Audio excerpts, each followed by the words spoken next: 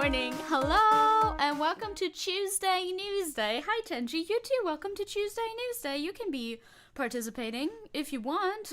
He's already gone again. He comes running, he leaves, he runs away again. He's always running, you know? He barely, sometimes he walks, actually. No, you're right. Sometimes he also creeps around. He's either creeping around or actively, like, running, sprinting. Those are his two modes of like, walking around. That's all that he can do. Hello, how are you doing? Welcome to stream. Hi, Iko-chan. You were first. Hola. At least in my chat thingy, in my chat window, you're the first one. Hello, Wolfie, and hello, Purple, and hi, Theo. You're practicing the sax, just like Papa Nihil, you know? That's the guy, well, was he the original Papa from Ghost? Not really, but he's like the father of the Papas, technically. I'm not gonna get into Ghost lore right now, but he plays the saxophone on stage for Ghost every concert, every ritual, and that is important. Okay. Hello, Warren. Hello, Purple. Also very fair. Fair interpretation of the text. I mean, fair misinterpretation of the text. But, you know, I hope it's going well. Mr. StreamElements spot is there, obviously. I think he usually joins like 2 minutes after I start streaming, after I go live, approximately, because that's when I start, and we usually kind of like show up at the same time. I don't know. You got yourself a nice coffee. That's good. Hi, Will. Hello. Welcome. Heya.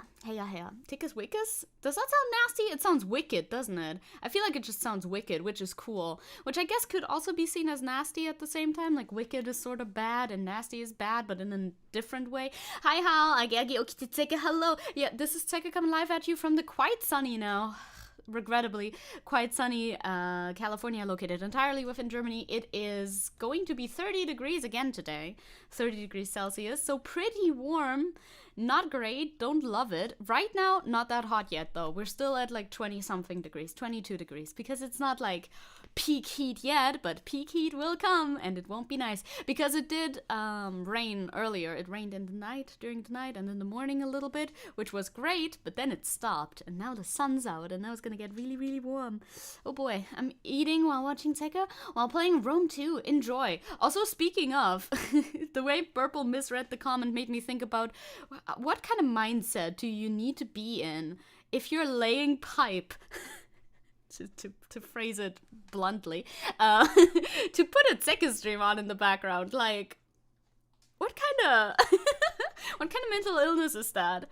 I mean, I say it respectfully. 30 degrees Celsius. Yes, will be coming. Yesterday it was 30 degrees Celsius, and today it's going to be 30 degrees Celsius again. I hear it's going to drop on Friday. It's going to get a bit colder on Friday. Fingers crossed, because 30 degrees is kind of rough. Don't like it that much. I'm your favorite Californian VTuber. Thank you. I appreciate it. I was going to say, what about, like, I don't know, Hassan? But Hassan's not a VTuber, so I'm not in the competition. Miss me with that heat, goddamn. I know, right? Well, I mean, it's late June. If it's ever gonna be 30 degrees, it's gonna be late June, you know what I mean? Hello, Quartz, as well. Welcome to you too. Oh my god, it's 17 degrees for you? And it has highs of 20 degrees and a low of 12. That's perfect. That's the perfect weather. Wolfie is experiencing the perfect weather right now, and we are not. Laying pipe whilst playing a Zecke stream in the background, that mental illness is commonly known as being based, actually. You know, I say it with love, you know, I say it with peace and love. Sometimes a little bit of mental illness goes a long way for how based you are, but other times, it really depends on the illness we're talking about. Other times, it goes in the opposite direction. You know what I mean? Hi, Roram! Hello, welcome to stream. How are you doing? Earlier, I was getting hit with the full unfiltered might of the sun, yeah, and I started having daydreams of shooting the sun. Interesting idea, yeah, maybe you should try that out. Maybe that would help. Maybe that would help global warming. If we just shoot the sun enough, then something, global warming fixed. Idea? I'm gonna bring that to like a climate summit or something. I'm sure they're gonna be thrilled about that idea. It's been fucking awful recently, so I'm happy it's pissing down with rain right now and it isn't hot. Very fair, I know, right? Fucking Europe gets hit by these horrible, like, heat waves during summer these last years because global warming, speaking of. And it's not good because we don't have the infrastructure to support ourselves during that sort of shit, because we don't even have AC, right? Our houses are not built for these temperatures, and so we, like, fucking cook up. honestly, it might be worth it in, like, if you're living in Europe and stuff, it might be worth investing in, like, some sort of, like, air conditioning, whatever, if you have a house, or maybe you can have it as, like, a little box that you can put in your room. I don't really know how air conditioning works, but maybe we should all get air conditioning, because it's not getting better, right? But the energy bill of it all, I don't know. Shoot the sun with cold rays. Now we're thinking with portals. Putting your stream on while I dig through the Steam Next Fest demos. Ooh, nice. That sounds good. I like the idea of video game demos. Because I talked about this earlier. I'm very picky with games, as I've come to know recently. I thought, I don't know, I didn't really know at the time, but I was like, I probably like most video games. I like all the video games in this genre. These look cool. I know a lot about these types of video games. I like all of them. It turns out that's not quite true. I only enjoy playing certain video games. I think that's most people, actually, but you gotta refine your taste. You gotta figure out what your taste actually is, and I have. So I know now which games I kind of like, but you don't know before you play them still, so, you know. Next Passepartout 2 stream when, right? I totally stopped playing that game. I loved it so much when I played it, but now it's gone out of my head. Go on. We got a fan, our number one fan. Aha! Fans are good, but fans also just kind of blow the hot air around, don't they? Like, at some point, is fans still gonna do something? Jump King speedrun?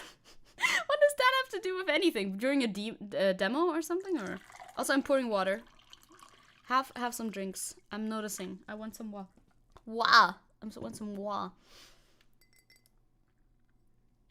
Hydration is very important, especially when you're talking a lot. Hello, Thel. How you doing? I hope you're well. I'm very well. I got up early today. This is actually my first talking point. Is about me getting up early today, more or less. So we're gonna get into that immediately, because I obviously need to show you imagery to support my story, so you can really visualize it. It's not that good of imagery. Anyway, I'll show you anyway. There you go. We're going to the docket. We have a lot on the docket today. I can give you a little preview already. Thanks. Get your water in. Oh my god, long docket. It looks long, but I feel like it's not that much more content than usual. I really don't think so. We have a lot of drama stuff this time. Honestly, it's mostly like more drama focused than real politics, in quotation marks, focused, but we'll see. I do know the importance of hydration. I just oftentimes don't do it, even if I know it. He is cancelled. Done. This is my first headline, and it's very important, and we'll get into it immediately. Don't mind the fact that these are Discord links. He is so done. It's so Jover for him. You won't believe what he did. You won't believe the crimes he committed. So this is my dog. His name is Tenshi. He's a good boy. He weighs 7.7 kilograms. He's a mix of a miniature Spitz and a miniature Pinscher, I think. Maybe. We don't really know. He's a mutt, you know. He's 7.7 kilograms. He might be a bit... He's so cute, yeah. He does look guilty in this picture, doesn't he? He may be a mix of a normal Spitz and not a miniature and a min pin, because, like, miniature Pinschers are very small, and he's bigger than that. Anyway, that's him. Baby, he's so adorable. He's very adorable, and he's very guilty looking. You saw the Nusagi docket. Yes. Man digs up past drama. Yeah, I know. We'll get to it. We need to put him on. We need to put the mischief boy on blast first. So I got up at 7 a.m. today. Now that's not super early for most people, but my rhythm is like moved backwards by quite a bit, a few hours. So at least Vosh didn't stream. Otherwise, I wouldn't have slept at all. You know how it is.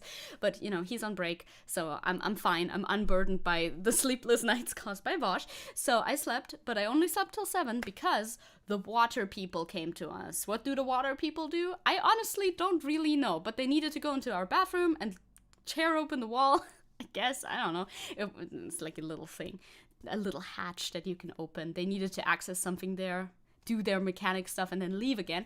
Cool. So I'm up, I'm waiting for them with him. Then my mom comes home from her morning shift, because she has 2 shifts, morning and midday, doesn't matter. She takes him out for a walk. They're out, they're gone. The water people come in.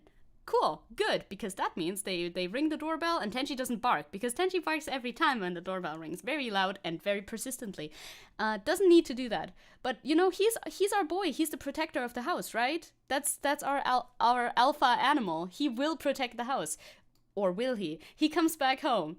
he goes into the bathroom. He sees that there's 2 people there. He's like, oh, hi.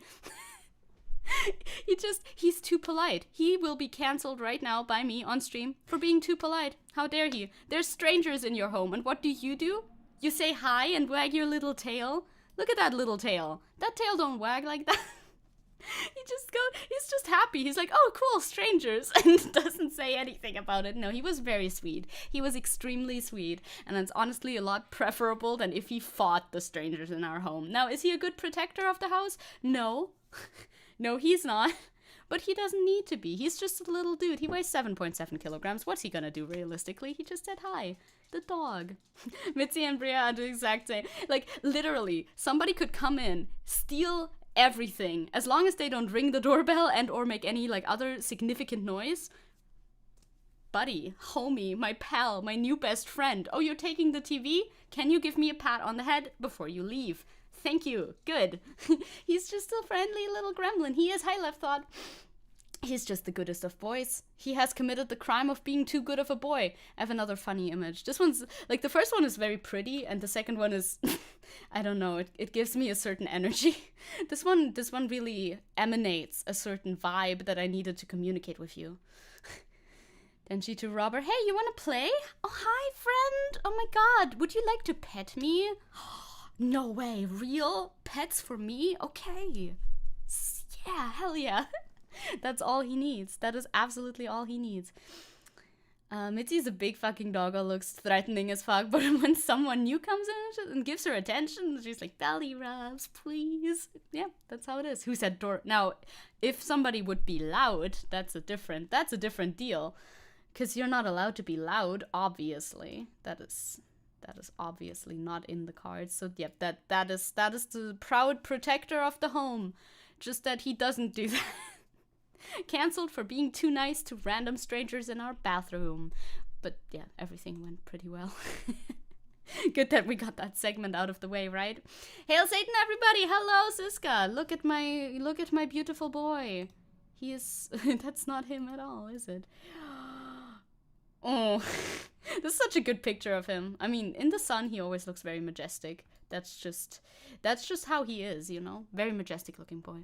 Why do crime when you can pet doggy? I mean, in the hypothetical situation of robbers coming into our house and petting the dog, they would combine both activities and successfully do both activities, so. Honestly, right? My fucking iPhone camera. This iPhone is so old. I'm gonna get a new phone probably. I kind of have to, maybe, in September. Because, like, sometimes this phone lags and I'm like, wow, any day could be the last day. But it's the weird kind of lag where it only, like, sometimes it doesn't turn on when I press the turn on button. And I have to wait for, like, 30 seconds. It's not very severe. And otherwise, everything runs perfectly. I mean, I don't play games on this. I don't do much on the phone. I do Twitter and I take camera pictures. But, like, other than that, it's still working. Sister, your creature is still terrifying. Oh yeah, he is. But not to people trying to fix our bathroom. He's not. They were like, oh, where did you come from? And Tenchi was like, from outside. Apropos phone. Did you? Yes, I did see that. I saw that. The EU passed the right to replace. Yeah. They were like, starting. I think it's only in 2027, which sucks because like I think I want to get a new phone this year potentially, but okay. In starting from 2027 or something, or until 2027, all smartphones need to have a replaceable battery, as in like a user can replace it. So you need to be able to open up that back again, like back in the good old days, open it up and take the battery out. I remember that. I remember when you were able to do that. I mean, the last time I was able to do that was before I got the iPhone, which I got in 2018. So, like, it's a 5-year-old phone. It's at least 5 years old, right? It's pretty old. I can send you pics of them if you want to show them. Oh, that would be fun. Send me pics. That's very based, right? Also, hello, Cloud. Oh my god. Cloud, you and Siska, which is Lady Tadpole in chat, you should talk about how terrifying he is. Because he was first on the docket. Oh, hallelujah, I wish to go back off the grid. It's kind of off the grid, isn't it? He was docket point number 1. He is cancelled. Done. Tenchi is over party. Anybody want to participate in the Tenchi is over party? Because it's about damn time. I like removable batteries. Fixed bats are a pain to get fixed. Yeah, right? I've never gotten... Okay, to be fair, To be really fair, though, to, like, Apple specifically, like I said, I've had this phone for 5 years, and it hasn't given me any grief yet, and I do drop it semi-regularly, but not, like, from great heights, so that's good, maybe. I do drop it a bunch, but it doesn't give me grief. The last non-Apple phone I had, I think, didn't last as long, but oh well. He's too scary. I wouldn't dare cancel the Tench. Very fair. That's a fair opinion to hold. I mean, he is quite terrifying. Spooky, scary monster man. 2019 doesn't seem too far away, but it's been 4 years already. Yeah, how quickly time flows. It's been a while. I saw a tweet today on the timeline, by the way, saying, do you want to feel young? Elden Ring only came out last year. And I believe they were joking, because I feel like Elden Ring has been in the public conscious for like 7 million years. But that's not true. That was 2020... Are we sure that that tweet wasn't fake? Was Elden Ring the game of the year? Okay, I'm gonna Google it. Elden Ring release. Oh my god, it came out in February 2022. Nope, it is quite young. I thought it was like, okay, no, it was the game of the year last year, I guess. I thought it was earlier. I really thought this game had been out for longer, but apparently it hasn't. I don't know, it just feels like everybody's talked about Elden Ring for forever, right? Yes, Elden Ring versus Red Dead Redemption 2, if I remember right, for Game of the Year. Yeah, okay, that makes sense. That makes a lot of sense. I've received dog pictures. I will now proceed to show you some good doggy pictures. Aw, baby, the fuzziest of boys. So fuzzy, so baby, incredibly baby, absolutely baby. Have you ever considered? Oh my god, the sleepiest of babies? The sleepiest of babies. Sleepy. That was Mitzi. Fuzzy baby Mitzi. And sleepy baby. Sleepy baby. Pet the sleepy baby. I provide top tier commentary. Hello, Lord Peace. Hello, welcome. No, you're right. FromSoft Games have been speculating about Elden Ring since Dark Souls 3 was announced, though. Okay, fair enough. That's Priya. Hello, baby. And then, oh, this is a great image. This is a fantastic image. It's like a Jedi or something of the sort. Me making Star Wars references, even though I've never seen a single Star Wars anything? Yes, more likely than you think. How am I? I'm very good. Like I said, I've been up for a little while, which is unusual for me when I stream. I usually got up very recently when I stream, but not today. Today I've been up for a little while. Woohoo. Thank you for the doggy pictures. Very much appreciated. I will now close them and we might get to actual news and then drama, because there's so much like drama stuff. We'll get to it one story at a time, though. I want to check if I'm actually recording again, and I am. That's also good. Her name is Lola, if you haven't guessed. Aww, that's the Emperor of the Empire, Lord Lola. Adorable. Absolutely adorable. How have you never seen a Star Wars film? It's simple. In a similar way that I've never seen a Lord of the Rings film. I close my eyes. I turn my gaze away. I don't know. I feel like I would probably not even hate Lord of the Rings. It's probably nice. I know at least one person who may or may not be in chat right now is very obsessed with the Silmarillion. So I need to say, I think I would like it. But it's just such an investment, isn't it? I would watch it for you, friend who's in chat, if you're still in chat. You're welcome, thank you. Yeah, so the AfD, our right-wing party, how I trusted you, I know, right? My media takes might be worse than Vosh's, but like, it's not a bad media take, I just haven't seen it. That's not a take, that's just abstaining from media. See, I don't have bad media takes, I just don't consume media. Ha! That's how you win, in the end. Oh, you looked after a deaf doggo too? Oh, that's very cute. I don't think I'm allowed to show pics. Fair enough. Yeah, there I am. You probably have too many annoying friends who are gonna be like, did you know every 5 seconds when watching Star Wars Lord of the Rings? I don't know. Do I have friends who are annoying while watching Star Wars? I know you could potentially be that annoying friend for me if we watch Lord of the Rings together, I suppose. But I wouldn't mind. I do like that usually. She's Daisy. Her name was Daisy. Aw, baby. All babies are appreciated here. So the AfD, our local right-wing party, local as in Germany, wants to dissolve the EU. Lemau, okay. I love the little titles I make for these. I think this is probably something a lot of right-wing parties in the space, as in the European Union, want to do. Oh yeah, I had to fucking allow ads in order to read this article. Rude. Rude, rude, rude. It's a German one again, which means I'm gonna use fucking Google Translate because it's pretty good and I don't have to simultaneously translate. I think this is just something they do pretty habitually where they're like, oh my god, European Union bad because they make us take refugees into our country. What? How dare they? Tankies and fascists agree on something. Who'd have thunk? Odd. Weird, huh? Odd. Very odd. Undemocratic construct. AfD bosses, leaders, want to dissolve the European Union. You know, good luck, I guess. Look at all these ads. Why are they... I mean, obviously, I had to disable ad block. That's why they're giving me so many ads. But it's very annoying. Yes, I talked about changing phones, and then I get a phone ad. Well... Jesus, maybe, because I would... Oh my god, they do know. They know they're listening. We hate to see it. So, I don't know how much of a plan this is anyway. I just saw it on Twitter. It was trending. They were just... the trend on Twitter was just EU dissolved, I think, or something like that. Or dissolving the EU. Oh no, the AfD, of course.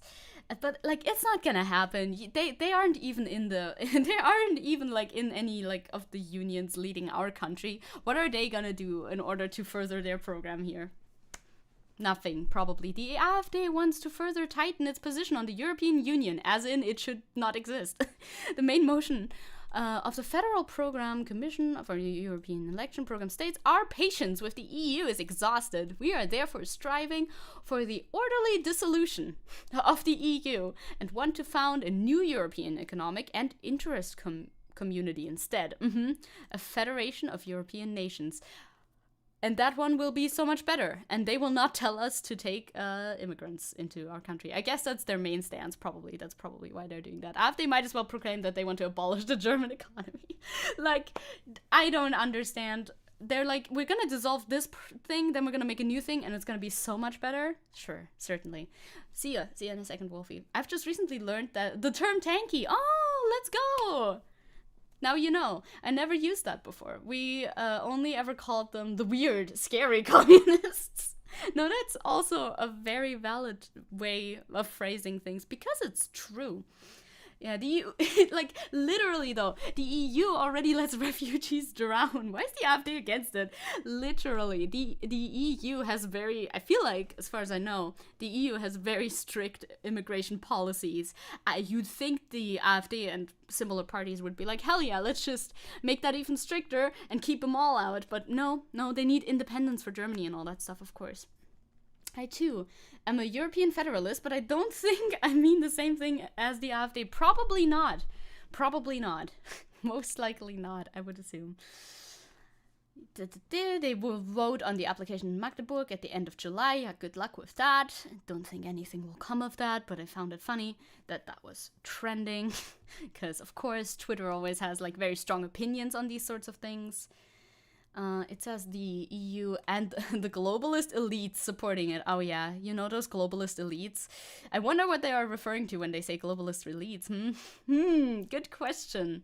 German right-wing party. What may you possibly mean by that? Have said goodbye to the original idea of the founding fathers of a European community many years ago. The EU has developed into an undemocratic construct that's attracting more and more violence and is governed by a non-transparent, uncontrolled bureaucracy.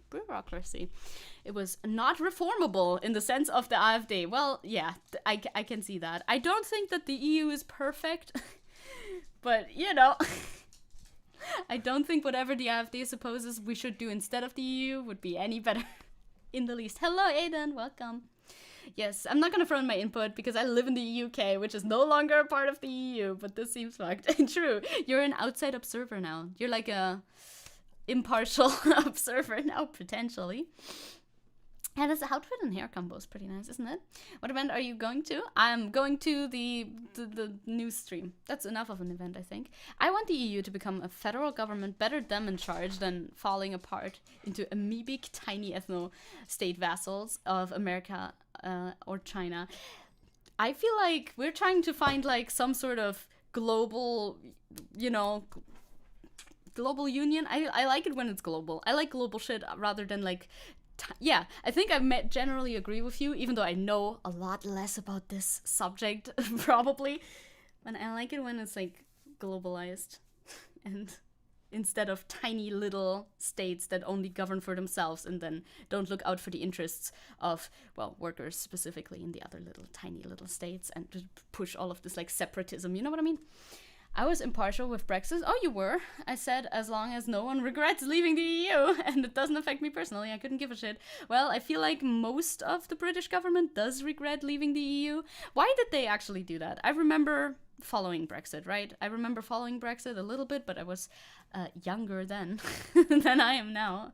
I don't remember knowing why they actually wanted to do that, aside from like, oh my god, we are the British nation, we want to be independent, and stuff like that. But didn't it just make everything harder? The prices got higher because they had to deal with a lot of like customs and shit like that. I don't know. And yeah, that makes sense. It's immigrants. It's always immigrants. It always comes back to, we don't want to have to accept immigrants into our country. And has it actually changed? I mean, I guess it must have, because if the EU can't tell you that you need to accept immigrants into your country anymore, if you don't want to accept immigrants to immigrate to your country, I guess that is gonna drop a bit, but they can still immigrate illegally, I suppose. If the EU falls, the measureheads of Europe will take over. Honestly, perhaps. Yes, as a Britbonger, it's awful. I imagine. To get PR points, don't you know what that's the whole point of this whole campaigning stuff, though? I mean, fair, right. Honestly, I think those who were campaigning for Brexit didn't really think that it would go through, but they just campaigned for it hard because they got a lot of votes by the types of people who like to support anti-immigrant sort of campaigns, and then it actually went through, and they're like having to deal with all of the other ramifications of not being a part of the EU anymore. Yeah, you're raised as a Labour supporter, as a family. We are Labour. Yes, if I gave a shit about Brexit, Brexit. What the fuck is Brexit? Brexit like sexist. That's why it autocorrected in my brain. Brexit. I would have been against it. That makes sense. I mean, you were younger then too. When the fuck did Brexit happen again? Google stream. Every stream's a Google stream. Brexit happened in which year? On which date? Yeah, either is fine. Oh, 2020. February 1st. I mean, they dragged it out for quite a while. I remember that. Okay. I wonder when they started, because it took a long time to get Brexit through. I remember that, but... Okay, 2020. That's not that long ago. Jesus, that's actually very recent. I thought it was longer ago. Big Brexit, innit? That's a big Brexit, innit? It certainly is. The GDP over time for the UK is fucked since 2008. You can look it up. I've heard a lot of things about the UK. The UK is doing things. Yeah, the things are happening. I think they started in 2016. Yeah, okay, like, when did Brexit start and end, I guess, is a good Google search. Or maybe not, because, I mean, it didn't really end. When did Brexit, like, negotiations start, maybe? Vote happened? I don't know anything. Negotiation, start, not end. And I just want to know when it started. Oh, okay. We get a 2017. Yeah, that's a long time. That's a long time for them to be negotiating about that. Okay, yeah, 2017 is a lot earlier than 2020, especially for people who are currently in their 20s. Because then they were in their teens when it was 2017. Oh my god, the mail with my... Oh my god, you got a sword in the mail. Let's go, Cloud. Let's actually go. Even Boris was like, hold up. We never thought we'd get this far. Yeah, I remember that, though. I do remember that. But Brexit started technically all the way back in 1990s, but it only went through in 2020. Damn. Okay, I guess they were, like, talking about it much earlier, but the actual Brexit negotiations, like, the ones that led to the result, started around there, I suppose. 17, I think. Damn. Cloud will now become unstoppable with a sword in their hands, yes. The Tory government are fucking shit. Yeah, of course. Partygate, Liz Truss. Oh god, I remember Liz Truss. She was so memed on TikTok. It's just like the cheese lady. She was all about her cheese. She wouldn't dare let anybody take her cheese. Didn't even last longer than fucking lettuce. Yeah, true. And Rishi Sunak are basically, on damage control. Right, I've heard a little bit.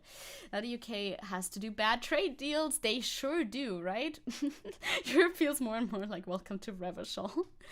True and real. Liz Truss yeeted the queen, right? True. Actually, Liz Truss, comrade Liz Truss, she met with the queen and then she died. I remember good times. No. And Liz Truss, and when she was younger, I think she was pretty based. So the meme is going around that Liz Truss actually was like a double agent spy to kill the queen. So that's pretty based. We saw a funny tweet, I think. Is this a funny tweet or is this just a sad tweet? Sometimes they overlap, you know. Bomb. Alice Weidel and the AfD are planning a orderly dissolution of the EU. I wanted to zoom in because we're looking at Twitter and otherwise you can't read it. It's German anyway, but some people are German, you know. That's okay. Yeah, and new, that's the same thing that the actual things at the actual article also said. Yeah, a new thing supposed to arise for economic teamwork instead of the EU. And exactly, this is the main thing that people are obviously celebrating about. Things such as enforced accepting of immigrants would be gone. Let's go. How dare we allow immigrants to enter our country? That's so bad for us, just that it actually isn't. Oh no. Biden Center. Oh my god, she's an agent for Biden. Yes, Liz Truss. Let's go. Dark Brandon. That's a true Dark Brandon moment, honestly. So many Tory supported places in the UK are either Labour supporters now or Free Government Party. I wonder, who has like the majority right now? I think it's still the Tories by a little bit. It's very similar to the United States, where it's pretty close, right? Migrants will come. Exactly that too. Like migrants will still come to the EU, no matter if the EU exists or not. Immigrants will still come into this country, obviously. Phrases like that scare me. Some people are German, you know. I'm sorry. I'm trying to break it to you in like a soft sort of manner, but it's rough. It's like, oh yeah, only because the EU is permitting this. That's the only reason that we have so many gosh darn immigrants in our country, which are making things so bad for me, specifically, as a German man. Whoever this dude is, a German man. Certainly. And this would never happen if the European Union was gone. Definitely. Labour has the majority, but only by a little bit. I see. Well, yeah, it's always very close. In these, like, countries that have a two-partisan sort of rule, it's usually very close, which makes sense. German? I know, I'm sorry. Trigger warning, Germans. There will be Germans mentioned. But the Germany segment is already over. We don't have, like, a all-German everything stream this time. We have a lot of online drama this time that I would like to look at. I just heard Tenji exhale very heavily, either in relief that we're done talking about Germany news, or in disbelief at the coverage of drama, either or. I wanted to read this news article. I felt it would be funny to read it blind, because this news article has been going around. If you follow stuff on Twitter, you've probably seen this headline. Maybe you've also read the article already. I don't know. A Democrat's case for Desantis. That is a crazy headline. That is an insane headline to write. Who writes this? Who would write this? I don't know. But well, William Cooper apparently. William Cooper would write this. What is this about? I need to know more. Thank you. Oh no, it's the devil from the Bible. No, literally. Who the fuck is Desantis? Floridian governor. Well, doesn't it say under the image too? Floridian governor and presidential hopeful, right? He's running for president. Ron DeSantis. Meatball Ron, if that tells you more. I also had to disable ad block for this one, I think. Hence why they're fucking playing videos on this website. It's the devil. I want to know what a Democrat's case for Ron DeSantis is. I would like to know, please. Thank you. The president of the United States should be very competent. True, agreed. America has many such people. Yes, Tenji. Why can't we see your email? I know, I fucking saw it and I'm like, I'm just gonna ignore it. I don't know why the email is like constantly on display here. It's kind of annoying because it's like my secret email that I use to log into secret shit. I don't think I've used it yet. But I made it in order to have like an alternate email. It's like not connected to me and I was fucking like there and I don't know how to get rid of it. Slay. I'm trying to find like a window thing where I could move the thing over top of it. Look, I have this thing, right? To like adjust the size of the thing, but it's not big enough. Oh well. It's so silly. Oh well.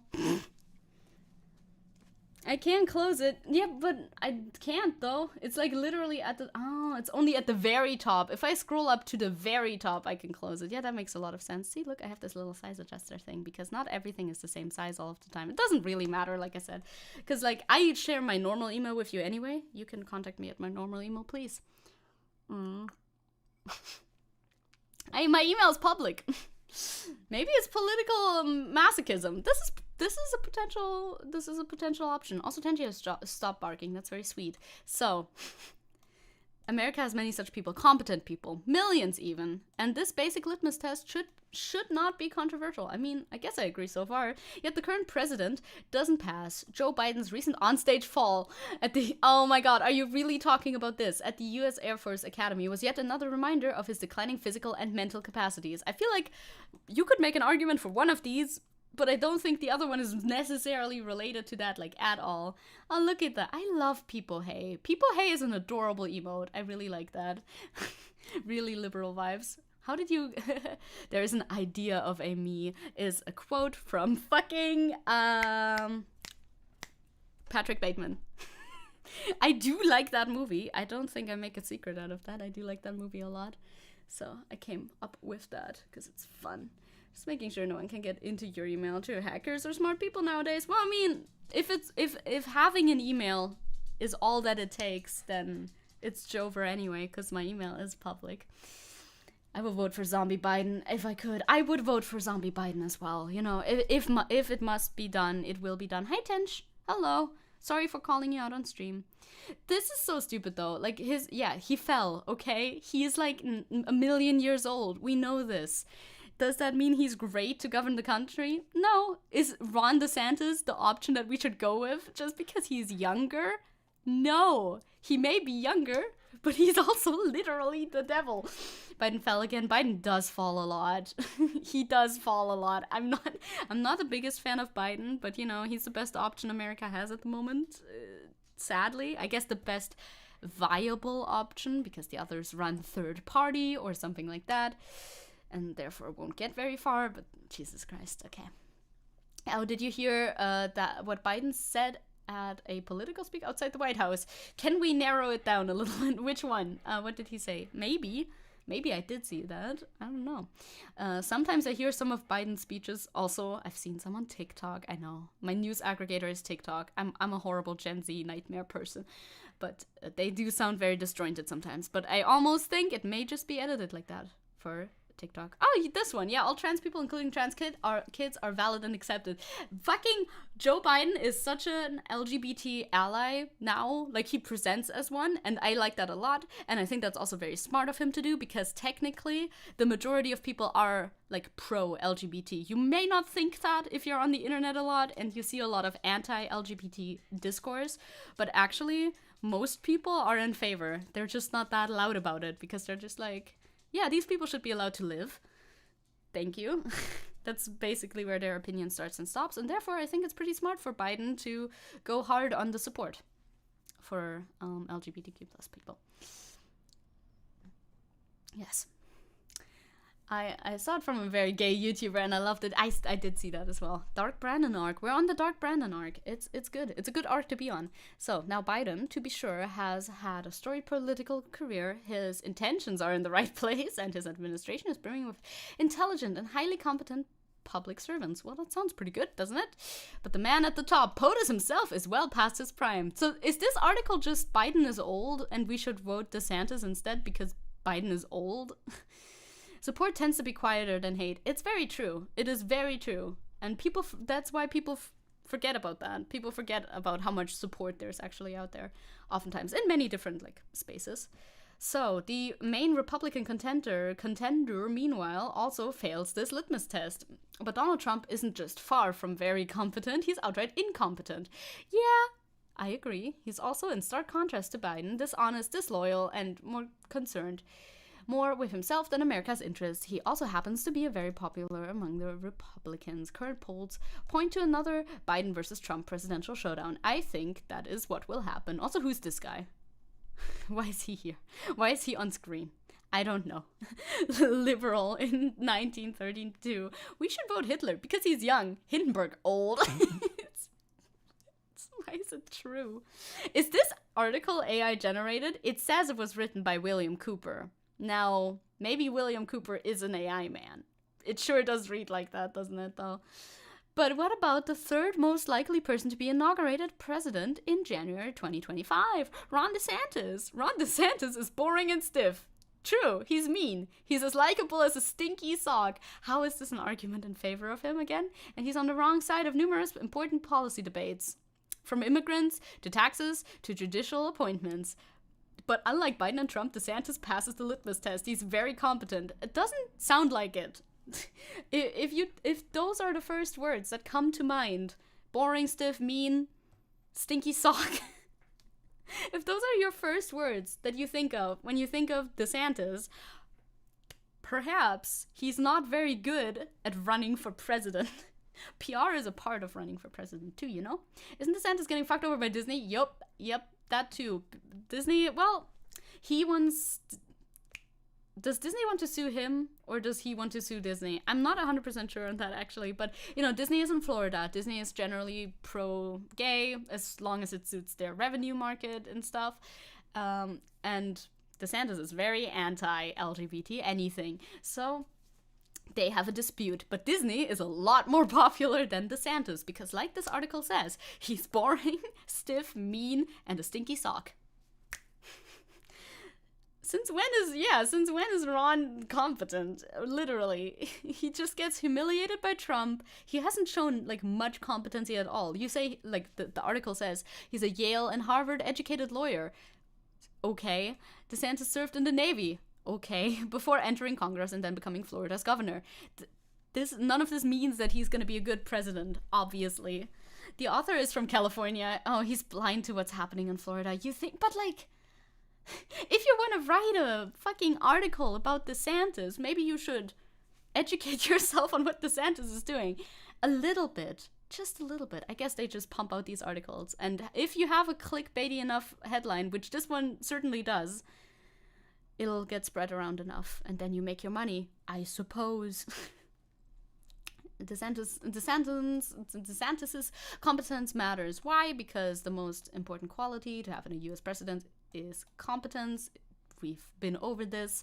So what I want to know from you is, do you think maybe he is not a real person? He doesn't even have a picture. Maybe it is AI. I don't know, because it just rehashes the same points a lot.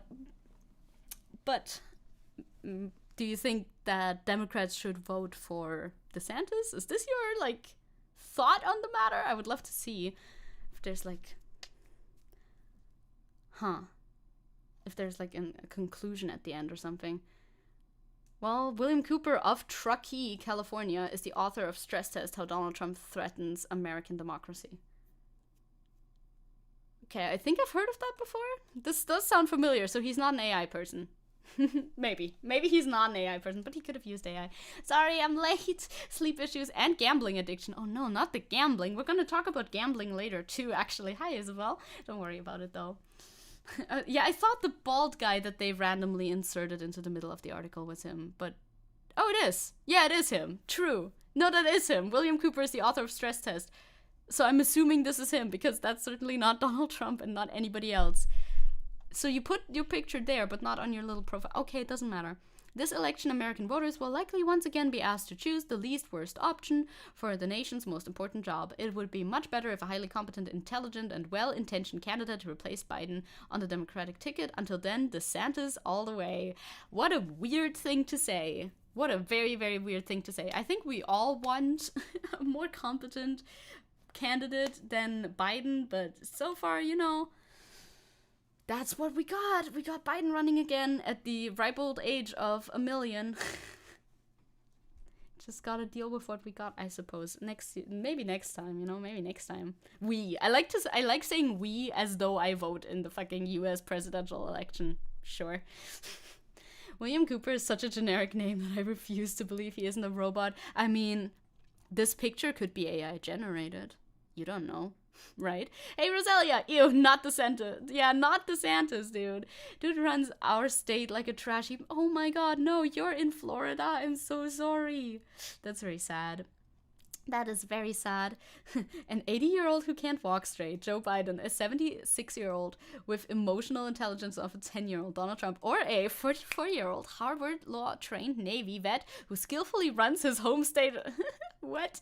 We have established, I don't think anybody thinks that he skillfully runs his home state. There's literally people who are like in-country refugees running, like fleeing the state of Florida. Does that sound like a state that's run skillfully to you? What the absolute fuck? Oh my god, you're a black trans woman who lives in meth Gatorland. It is not fun. It is not fun at all. I can imagine that. Oh my god, my thoughts and prayers are with you. Hey people, hey MP, hello. Could image search that picture? That's a question that I also have, by the way. I'll search it with, what was his name? Cooper was his last name, right? Because I feel like you always need an image. Oh yeah, that's a car. Like a word to pair with your image search. Has Google image search started to suck ass, or is it just me? Because I feel like Google image search has started to suck ass majorly. I can't use it anymore. I tried to find image source. Okay, this one has more though. Okay. Maybe I'm just trying to search images that are very rare. Possible. William Cooper. Yeah, these are his portraits, I think. Yeah, I think that's... Look at how many pictures of him. Whee! So many pictures of him. Yeah, okay. I think that, yeah, that is certainly actually him. I think that's a real person. But recently Google Lens or Google image source search has started sucking for me. I've been finding way less of the images that I'm looking for. It's kind of sad. I will do my best. I believe in you. You got this. SB DeSantis was a competent Gitmo torturer, so he should run the country? Exactly. I don't believe it. Yeah, no, it's terrible. I use search by image extension. Ah, okay. There's more. There's some way to make it better. I feel like it used to be better, but now it's worse. I don't know why. There's some tweets. There's 2 tweets that I picked out which say what? I think... Ah, yes, of course. I think they're just memes. I just wanted to insert memes here. Let's check in on the Democrats, why don't we? Hey, how is it going, Democrats? Jesus fucking Christ. Yeah, because this article did big numbers, and so did the memes accompanying this. Yeah, I don't even know what the article actually like supposes that Democrats should do, because he still is pro-Democrat in the end, and I think you have to register as a Republican voter in order to vote Republican or something like that. I don't quite know how American voting works, because I don't have to do it. Do you have to beforehand be like, I'm a Republican, and then you can vote for various Republicans? Or can you just go to the voting office and vote wherever? That's how we do it. We just kind of walk in there, and then we have a big list, and then we choose whoever we want to choose. Yeah, Google in general has been I know. Yeah, Google in general has been getting absolutely terrible. You don't find what you're looking for anymore. The top, like, first page of search results is generally just garbage that you don't want to know about. It's really bad. I will check the Discord. Oh, nice. Bryce Tankthirst? What is that about? The good thing in Germany is you just get to send the voting notifications and then go to your booth. Everyone has ID. It's pretty simple, right? In the primary, it's close to party registrations here in Florida. That's so odd to me. That's so odd that you need to, like, register beforehand. Just Berlin screws things up sometimes. I mean, there's sometimes a little bit of, like, organizational troubles, I suppose you could call it that. Sometimes a bit tough. It's safe. That is the person I want to run for president. Wait, is this? It's Brandon Rogers. Of course. Yes. Also, I got an extension that makes full screen possible.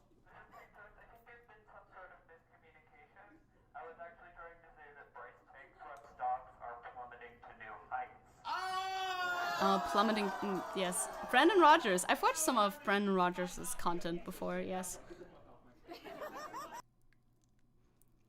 No, it didn't quite work. Okay, fuck. I thought my extension made it possible so that like the full screen happens in the window, but it didn't. I don't know. Maybe I'll figure it out. Maybe I'll figure it out. Shame we don't have a guy with a pipe gun and a dream in Florida like the one Schizo Abe had to deal with. I mean, you never know. You never know until you do know. I do not advocate for violence, of course, YouTube. I would never advocate for violence in any sort of way whatsoever. Hey Vanilla, what's up? Hello, welcome to stream. How you doing? At any rate, was dropping by before sleep, but have a nice stream. Thank you. Have a nice sleep then. Views of Desantis in one word. I saw this. This is pretty interesting. I think it's pretty interesting. Anyway, views of Desantis amongst all voters, mainly fascist. A lot of them are unsure too. Fascist, racist, evil, awful, bigot, hopeful, leader, idiot, terrible, strong, scary, smart, unknown again. Oh, unknown and unsure. Disgusting, horrible, dangerous, intelligent, hateful, competent, gross, dictator, decent, Desantis. No, but if somebody asked me my opinion on Ron DeSantis and you just answer in one word, Desantis, you're not wrong. I think that's a power move. Views of DeSantis. Florida. That one's good too, right? It's like, yeah, I think DeSantis is DeSantis, yeah. Only weak people. Like, who thinks he's strong? Small, N-A, untrustworthy. Where's small? I don't see. I mean, there's a lot of them here. And we have, amongst independent voters specifically, it's just evil. Mainly evil. The independents. Bigot, hopeful, also gross, scary, idiot, strong, uneducated, unsure. My favorite, wait, I need to show you this in detail, because my favorite, of course, fruity.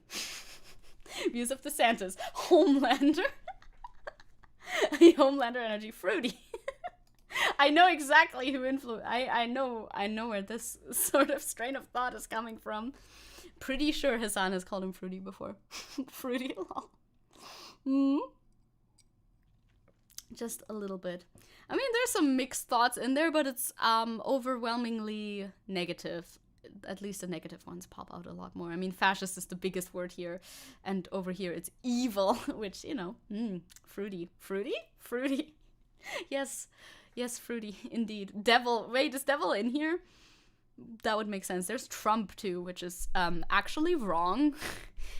Trump is not accurate. The people who said about DeSantis that he is DeSantis are, in fact, Italian.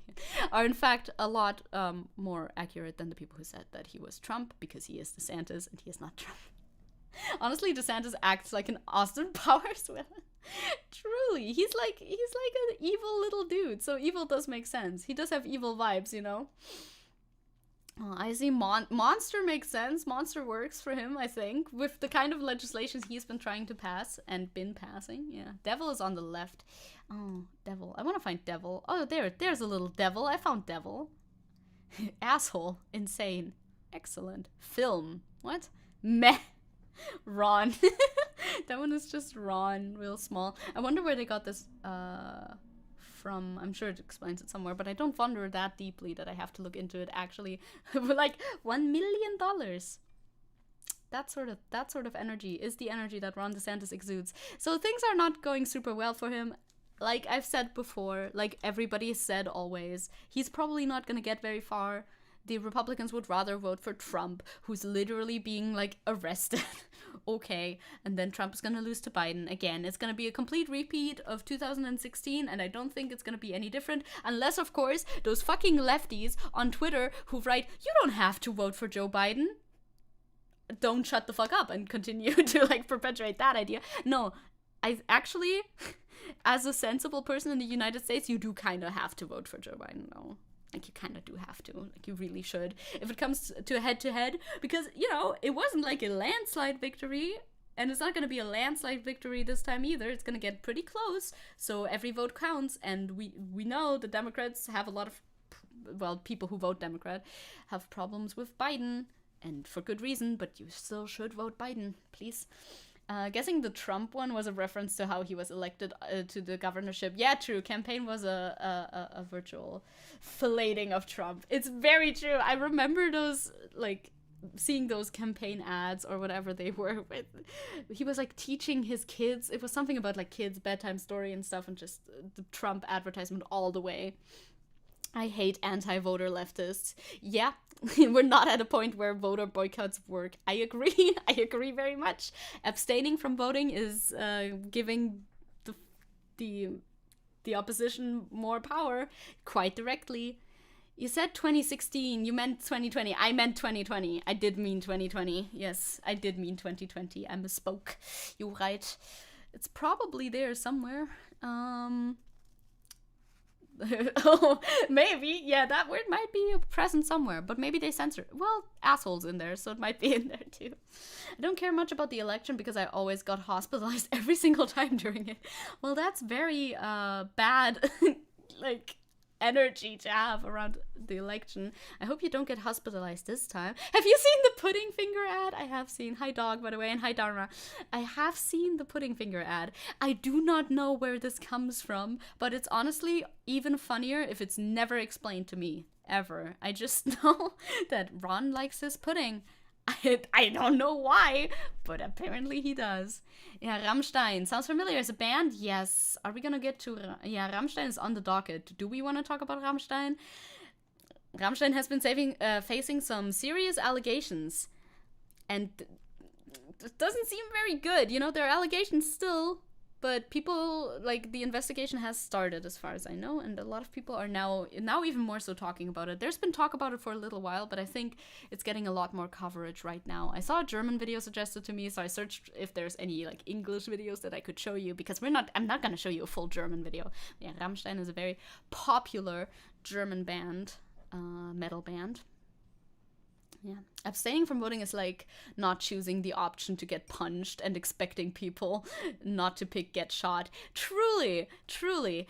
And some people, I think, go into voting with like a sort of, I don't know, this shows who I am. This is representative of my morals and my values 100% mindset, which is not the mindset you should approach voting with. You should vote, especially in America, you gotta vote for the lesser evil because the more evil, the bigger evil, wants to literally commit genocide. It's kind of serious like that.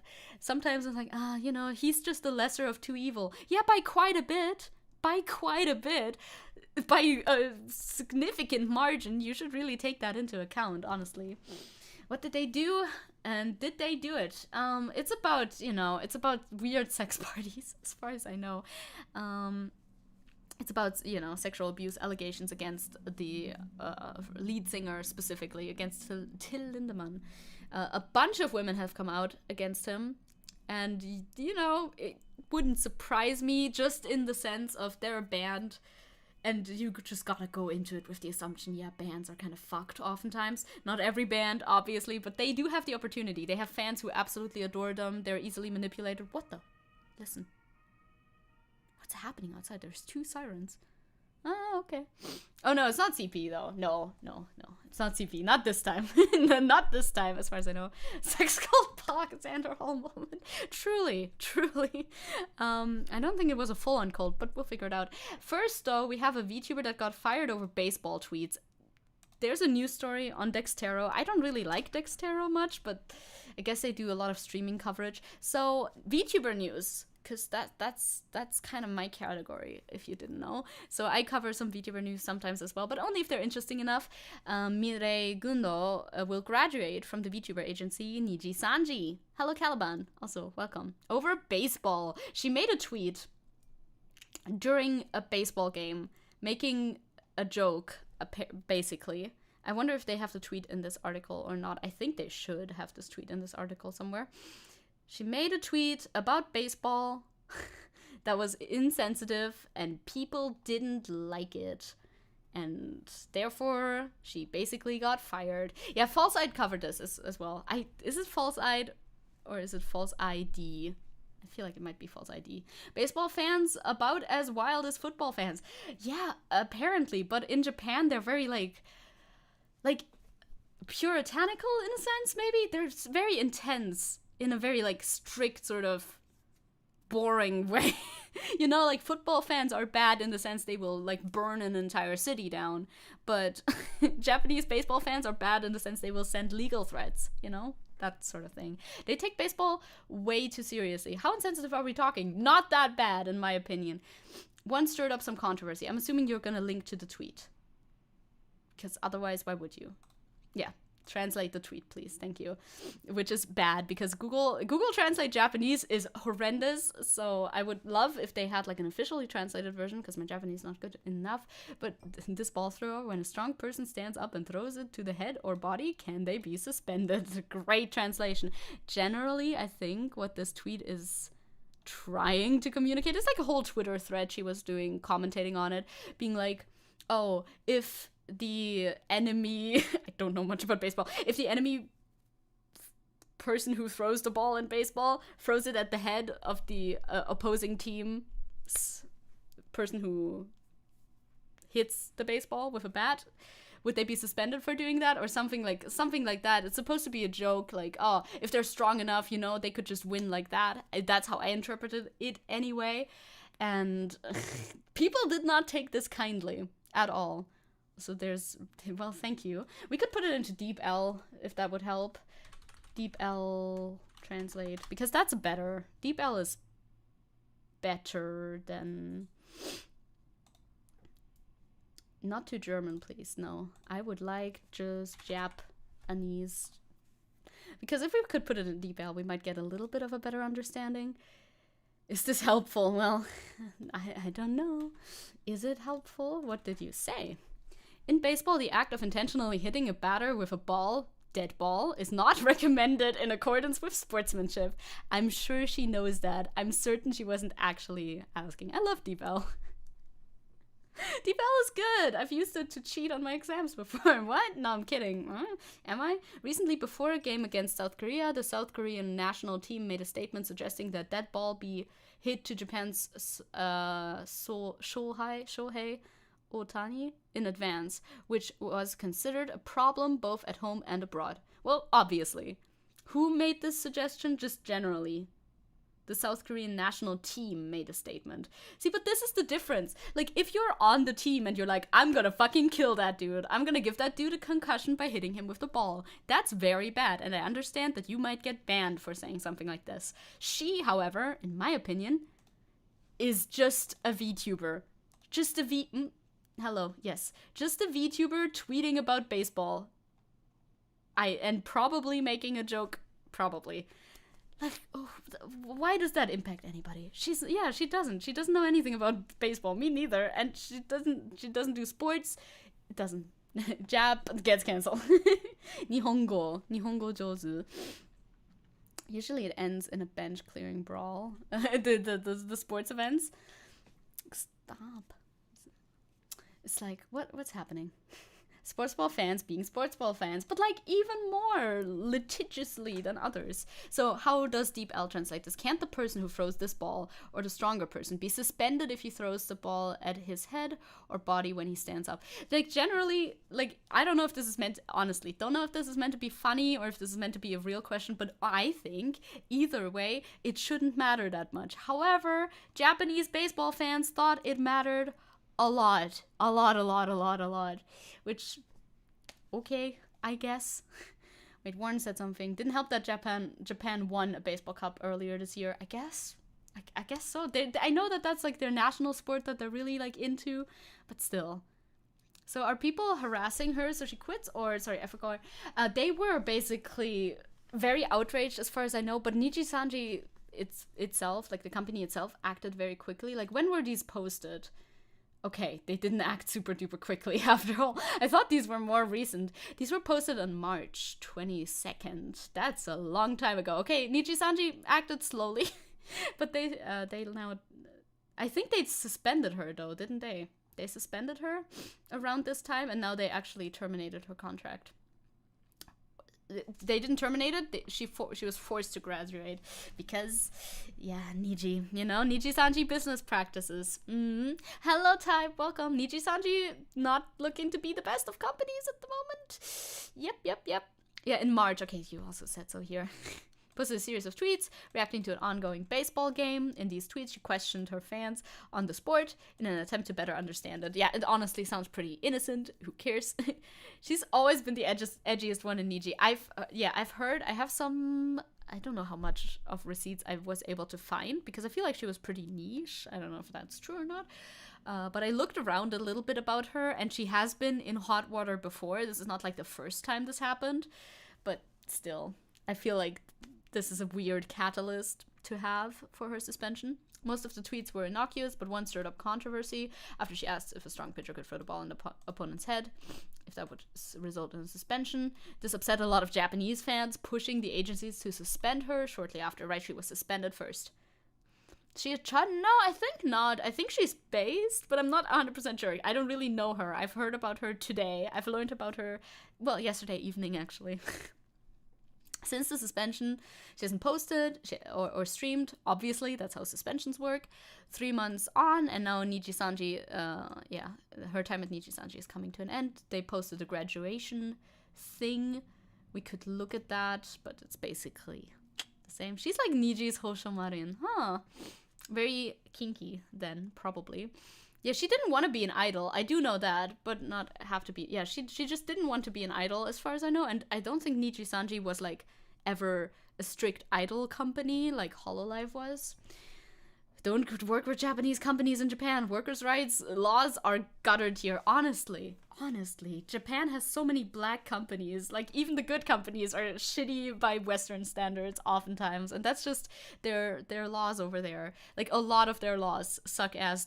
Any time I learn anything about Japanese law, I think, like, how is this legal? How can this happen? Niji is stricter than Holo. Are they? With, like, their, like, censorship and stuff? Or in what specific regard? I feel like I thought their general vibe was a bit more, like, free, but maybe that's not the case, especially not in the Japanese sector. Maybe that's potentially true, because I don't know that much. I hate Japanese capitalism. Me too. It's really bad. And so thank you for continued support. We would like to report mutual agreement. We'll graduate. That's the normal sort of thing. It's a very basic letter, not that interesting to look at. Why does this look like that? This is normal. Okay, yeah. It's just a basic statement they always give. For Western fans, Gunda's graduation may seem bizarre, as losing such an iconic member over a tweet that she later apologized for could be perceived as a strong reaction. But in Japan, baseball is both a national sport and a massive part of its sports culture. It is the country's most watched sport annually and has an incredibly passionate following. Still, even if that's the case, I think you could make a tweet like that in Germany about soccer, which the Germans love, and not get this reaction at all. I think this is very much a Japan thing. It doesn't mean that it's any more, like, understandable necessarily. Hi, PJ. Hello. Welcome. One of the replies on the tweet, any color, and they yeah, true. They could have picked any color, and they chose to be a black company. I know. No, right. Vtuber Zecke from Insert Vtuber Company posted tweets that jeopardize the integrity of the whole company concerning her political tweets. That's why one of the many reasons that I would never be a company VTuber. Very true. Oh my god, it has come to light that Zecke has made jokes about known terrible person Vosh. Not just jokes. Yago seems like such a sweetie with the fans. Yeah, though he is a CEO, and I enjoy the fun antics, but not much trust there, right? Like, I feel like Yago does very good public image management. Like, he seems likable, he seems trustworthy, he seems like a good guy with good intentions, but he is a CEO of, like, a multi-million-dollar company, so you shouldn't trust him. He is not your friend. The usual. This is why if or when I do VTubing stuff, I want to be freelance VTuber like you, no contracts or anything. Like, honestly, I feel like this whole thing with, like, joining companies and all of that, it just harkens back to the old MCN, creator network type days, which was always bad for the creator. Of course, you get, like, huge audience immediately, but is that really worth anything when you can't even like do the stuff that you want to do. For some people, sure, because some people just want to play a character and do the idle stuff. I don't want to belittle it, because for some people that's what they want to do, and it's good entertainment. I like the entertainment sometimes. It's not my favorite form of entertainment, but some people love it, and that's absolutely fine. But it couldn't be for me. What is this tweet? Because I have multiple ones. Because I know in her past... Right, exactly. We lost the queen today. So I went to a lesbian bar. When I look at the table next to mine, there were 4 girls sitting. And I've slept with all 4 of them. She was queen, apparently. I don't know her. This is not an endorsement. I've never watched her content. But she seems pretty based. Supportive comments have been revealed about horse enthusiast Vaush. Therefore, Zecke will be graduated. Exactly. It would happen sooner or later. Slow and steady growth is always preferable anyway. It's very true, because a lot of big company VTubers, well, maybe not a lot, but a few big company VTubers will get this explosive start. But then, you know, it kind of like stagnates forever. And if you're not 100% happy with what you're doing, you're not going to be happy with the big number just because big number, and then you're going to stagnate. And it's not much better either. I've got to leave. Excited to watch the VOD. I'll see you in the VOD, Caliban from the future. Hello. And also hello, Angel Tail. How are you? Another thing, Niji-sanji's business partnership with Japanese baseball. Oh, of course, that makes a lot of sense. If they have, like, business ties directly to baseball companies, of course they're gonna axe her. Like, the bottom line is always of greater importance than sticking up for your talents for companies like these, obviously. I'm not surprised. Love those subtitles, though, right? She seems very based. There's the actual clip, too, in Japanese, though. So, I don't expect to understand any of that. Hey, bye bye. ビアンバーに行って隣の机見たら隣の机 I'm で giving you 4 this for 人 no reason. 集って集まって座ってたんだけど4人全員抱いたことあった草 Yonin means 4 people. That's all I got from that. Might become a VTuber, breadtuber, who does esports and writing on the side. That sounds fun. That sounds very fun. I like more VTubing, breadtube collab thingies. You know, like, I think we need more leftists in the VTuber space, because there's not that many. But there's some, like Mr. Sprelly and Praxis and Theory. I've followed them on Twitter, I think. I've never seen a video of theirs, though. Hololive talents have, like previous fans and contents that makes their explosive growth at the beginning understandable. Yeah, for sure, for sure. Especially in the EN side. It makes sense that they get super popular once they debut, because they also get like all this hype, and they will for sure have a great model. And, you know, there's an audition process, so you know that whoever is behind the model is going to be fairly talented and have some good skills to offer as both an entertainer as well as a musician as well as a gamer or whatever like subcategory they're currently scouting for. But, you know, if you don't manage to captivate an audience like that, it's not always guaranteed that your success will last. Yeah, Nusagi is a person on the internet. We're gonna segue into that, I guess. Or can we talk about her a little bit more? Because he went over a couple of things. I thought this was gonna be a video when I put the link in here, but then I saw it was a stream, because it went live after I went to bed. And I'm like, I don't want to cover a whole stream of Nusagi, so obviously I'd rather do a lot of different things than do that. He covered a lot of different things. I just wondered mainly about why he titled it, oh, this may be a good thing for Niji-sanji. Yeah, you mean the company is looking out for their bottom line, obviously, and firing this person is better for their income, I suppose. But I don't think that's gonna help their image a lot. And in the long run, I don't think it's gonna be super, super sustainable either. Oh my god, 42 minutes back! That's rough, Aiden. I still remember the fucking Nazi. Oh, every time you spell... I mean, you have to, otherwise YouTube doesn't show me the comment, but I get confused every single time when I read that word, because I'm like, what does this mean? And then I say it out loud, and I'm like, Nazi! Of course! Who JQ'd on stream and Rev defended her. And they'll do it again, because even the slightest sliver of anonymity makes those people be like, yay, we finally get to voice our opinion without being fired from our jobs. If we have jobs, aside from VTubing, of course. It's amazing to me that Hololive generations always seem to have a good chemistry together, right? I wonder how that always works out. Holomyth, for example, is a strong dynamic group. I agree with that. It's very... I wonder if they, like, scout for that too, or if they try that out. I know a little bit about idol culture because I had a K-pop phase in 2017. So I know that they have like trainee groups in like K-pop stuff, you know, they have like a trainee group, and they usually thin out the herd, and they do a lot of content and working together and practicing together and singing together, dancing together before they even debut, so people can like the company could adjust which members stay in there and which members do not based on how well they vibe together. But does that happen for VTubers? Are there pre-debut VTuber groups that are just like training before being released to the public, or is there not that long of a training process there? I don't know. I do not know. JQ'd? It's okay, friends. I actually know nothing about Hololive. I know quite a bit about Hololive. They usually make the girls talk with each other 4 months before debut. Yes, okay, good to know. That makes sense. You gotta establish like if they will work well together as a group, because as a group, they gotta like function and network and stuff like that. You couldn't pay me Elon Musk's emerald money to make me an idol. Like it just it wouldn't work for me either. Like I like certain activities that VTuber idols do, like singing on stream, fun. Playing a game on stream, sometimes fun, but my main stuff, I'm always obsessed with these political topics. I couldn't talk about like anything. You can barely talk about anything that you're like super duper interested in. What would you even talk about?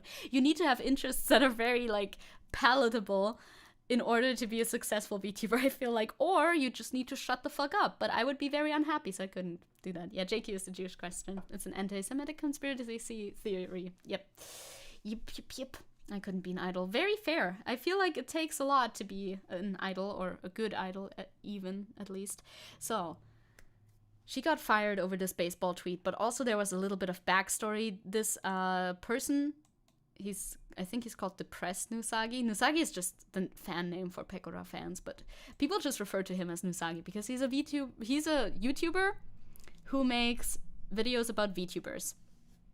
And people don't like him very much because he doesn't respect the privacy of VTubers. I think that's generally the gist. He will dig up like past dirt from their past lives, which is a big taboo. And that's why people don't like him very much. I also don't like him very much. He's made some videos that I found very informative.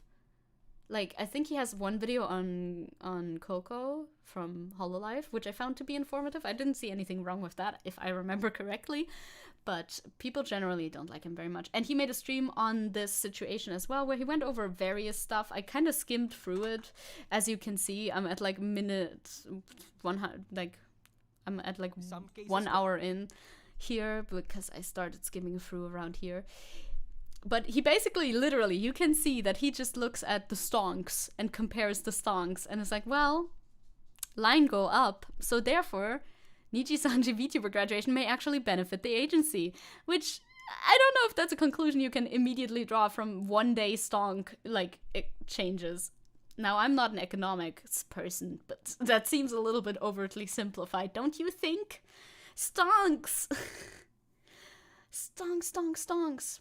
If Elon's paying me millions of dollarinos, I'd happily dance for him. Honestly, also fair.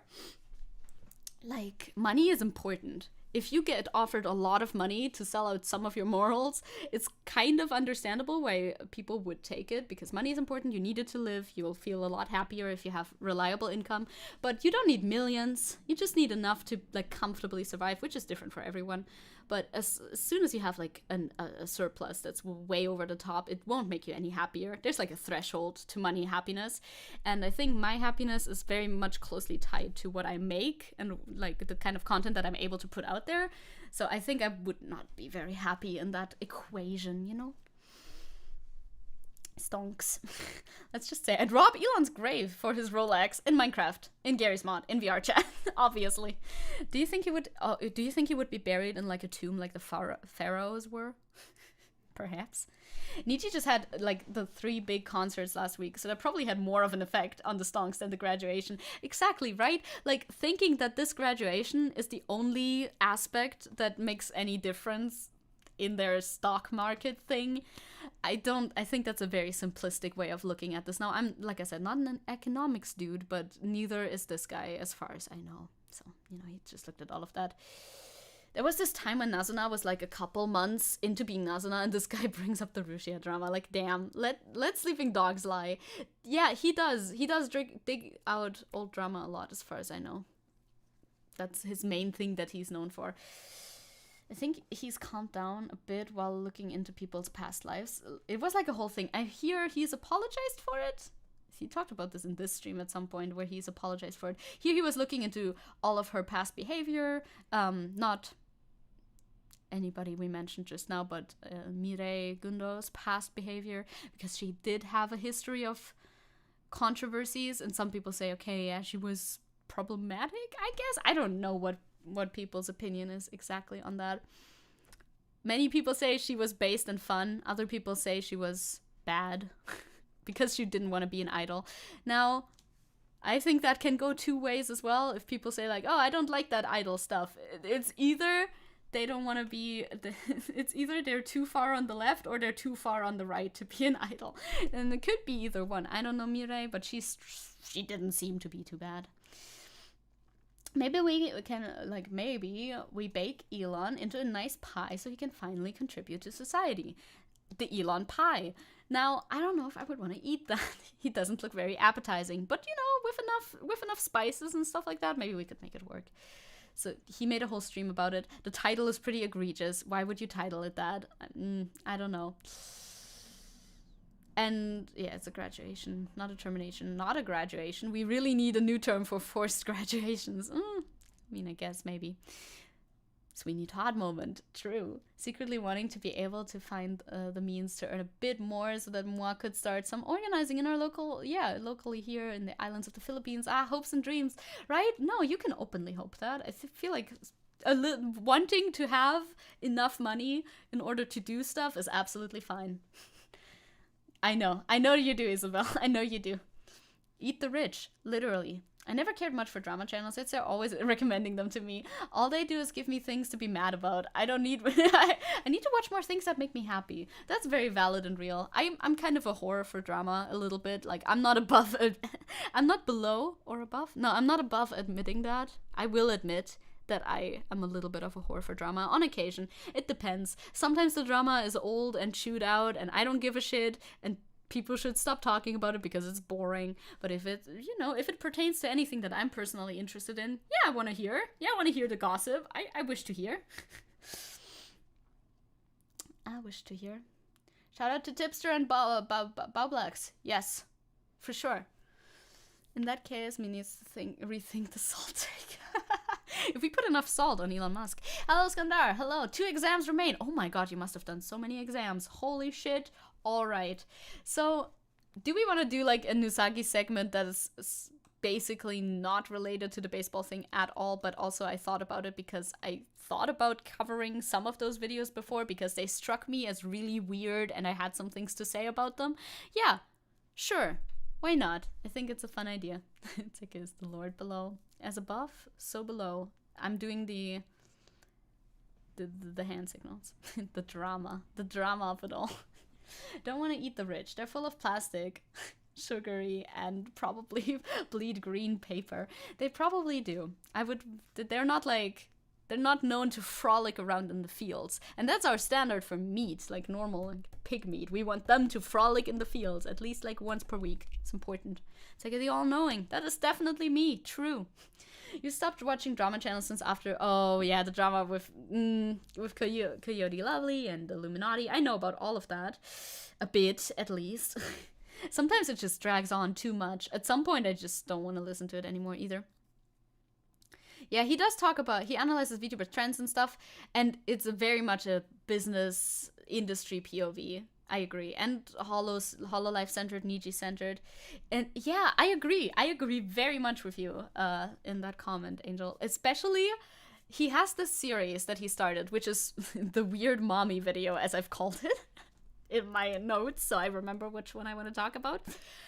He has this series where he discusses tropes, and it's so far removed from seeing VTubers as humans, in my mind at least. Maybe I'm too subjective for this because I am a VTuber, but I guess it is sort of directed at VTubers too.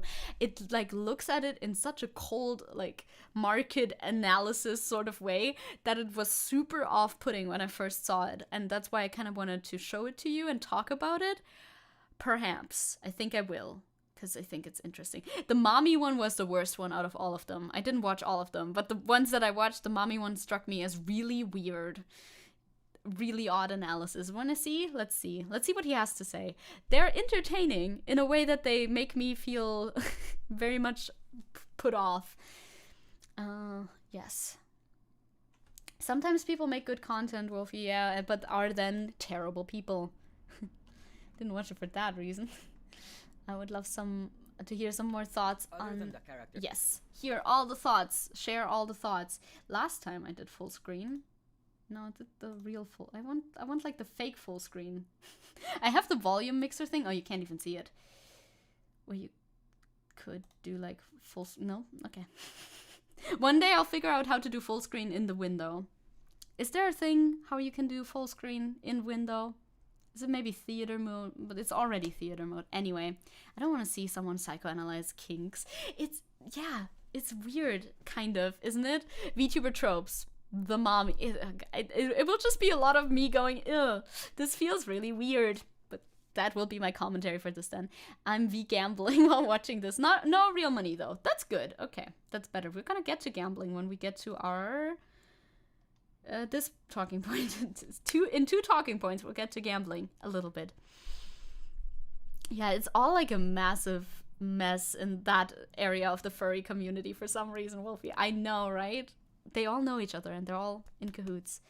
I remember getting into Hero Hey specifically because he was always defending VTubers in the videos that I saw, but I don't need a constant feed of people always saying dumb things on Twitter. That is true. It can get too much. It can definitely get too much. I feel like you need to be in the right sort of mind space to consume that sort of content all of the time. I have the volume thingy, but... Their design or appearance of a VTuber, the kind of trope that they are is vital for the initial piece of attention they'll receive. It doesn't matter if you belong to a VTuber agency or not. The kind of trope or caricature you put up will matter in order to attract the right kind of audience who might tune into your stream to expect a certain vibe or experience from you. Yeah, it's very clearly addressed at you, the viewer, as in you, the potential VTuber, I think. Hero Hey is a bit chuddy. I've heard such. I've heard. Yes, I have heard. You love the furry community, both SFW and NSFW sides, but the amount of scumbags in the community is insane. That's always so sad, isn't it? There can be such good communities, and then they still have very, very, very bad apples in it, and you know what they say about bad apples. Something. I said you know what they say because I don't actually know the full quote. But one bad apple rots the whole batch. Something like that. Chuddy like a chud. Chud-like. So what he's saying immediately, I don't know how much of a preamble he's going to give before he gets into the actual trope. What he's saying is, of course, generally true. Like niching down for a market and all of that stuff. Generally, that is something that you can do in order to attract viewers and stuff. But the way he goes to analyze this specific trope sounds bad to me. Also because his analysis also was true about corpo VTubers as performative. Right, yeah. Meaning like a projection of certain types. Kind of true, actually. Satisfying the demands of the audience and stuff like that. Yeah. It's not like wrong, but it was very off-putting to me, especially in the further parts of the thing. Yeah, he drinks a lot of that Jack Daniels. And because VTubers are anime-inspired, naturally the tropes Not all of them. that the girls and boys have to choose will have to come from anime. Also, it's just perpetuating a very like corporate idea of VTubing, even though he said this can apply to corporate VTubers as well as non-corporate VTubers, saying the tropes that you have to choose, the way he talks about it sounds like this is inevitable and everybody has to be portraying a character when they VTube, when I personally know a lot of people who VTube without portraying a character, you know? If you're an indie, you're generally able to choose what kind of trope you wish to embody. Or just don't be a trope. That is possible too, you know? But if you wish to join a VTuber agency, the task of deciding the trope is often the job of those in charge of finding talent. Because aside from looking for a great content creator, they... Additional notes, VTuber agencies want their rosters to be varied to attract different people with different tastes. They only set the environment for the trope, but the VTuber themselves are the ones that will either embrace the trope or subvert expectations and be something else.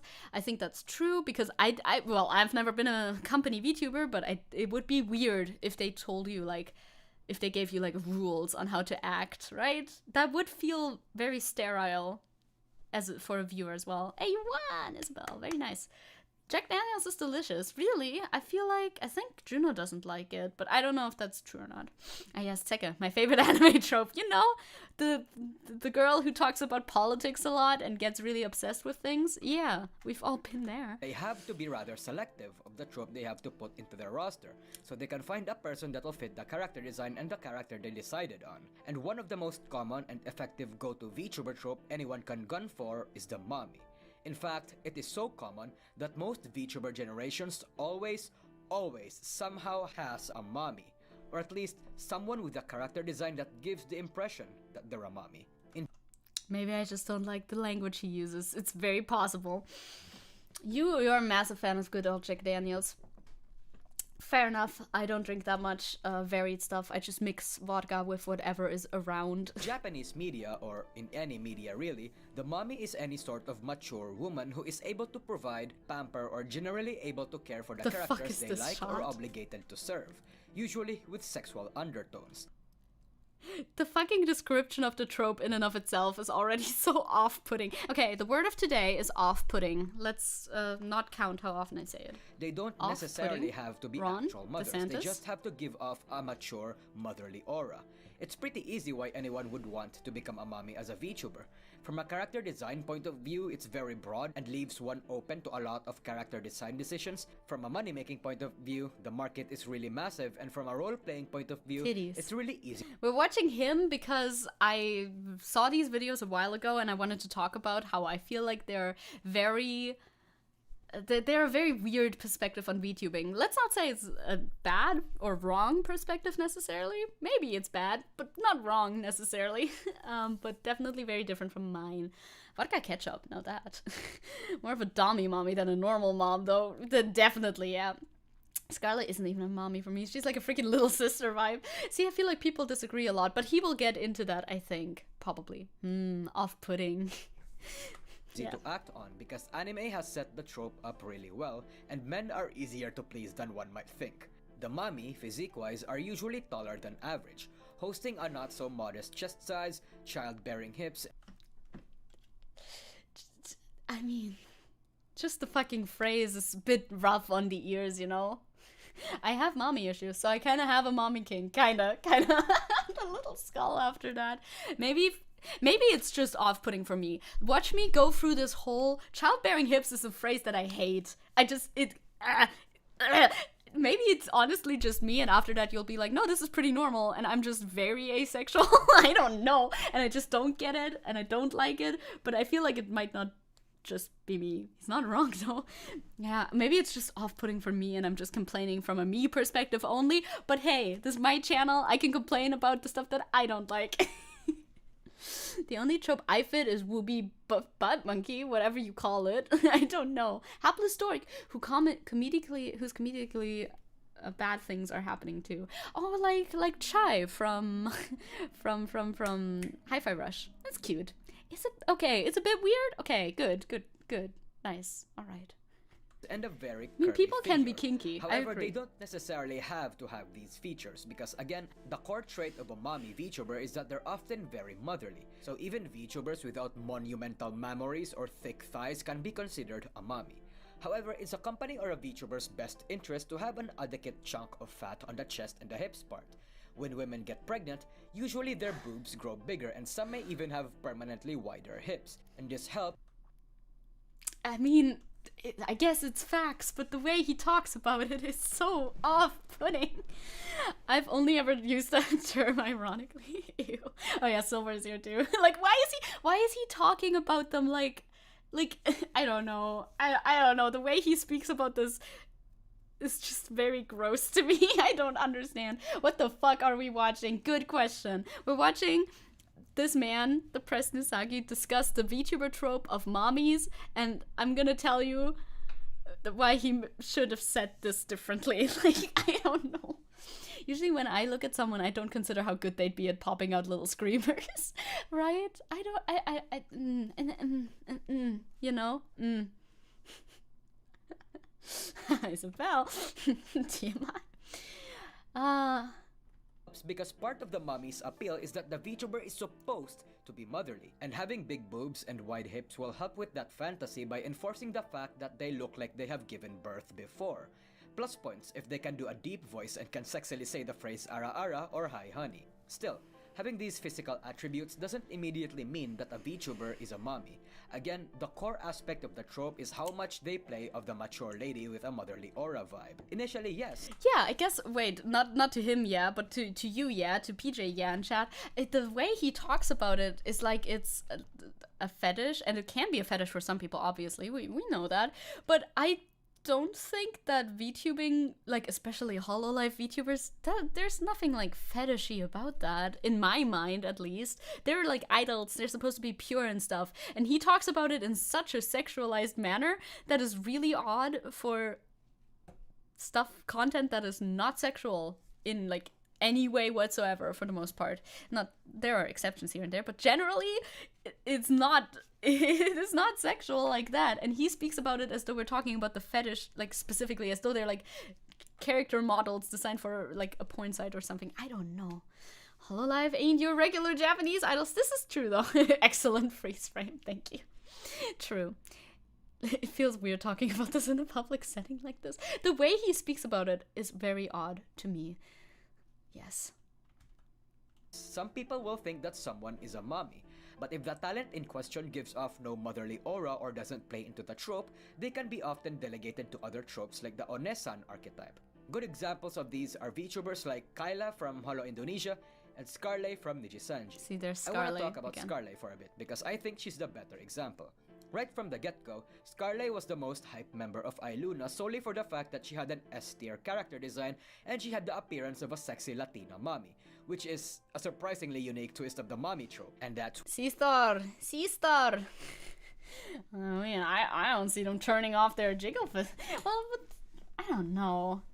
I don't think they want to be perceived like as sex, do they? I don't know. Sexy character design kind of ends there.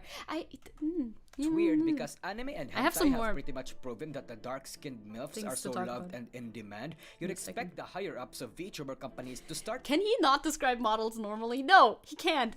Every single word that he chooses is making me cringe. Maybe this is just a try not to cringe challenge for me that I've put upon myself for a reason that I cannot explain. Like, every single word is just off-putting.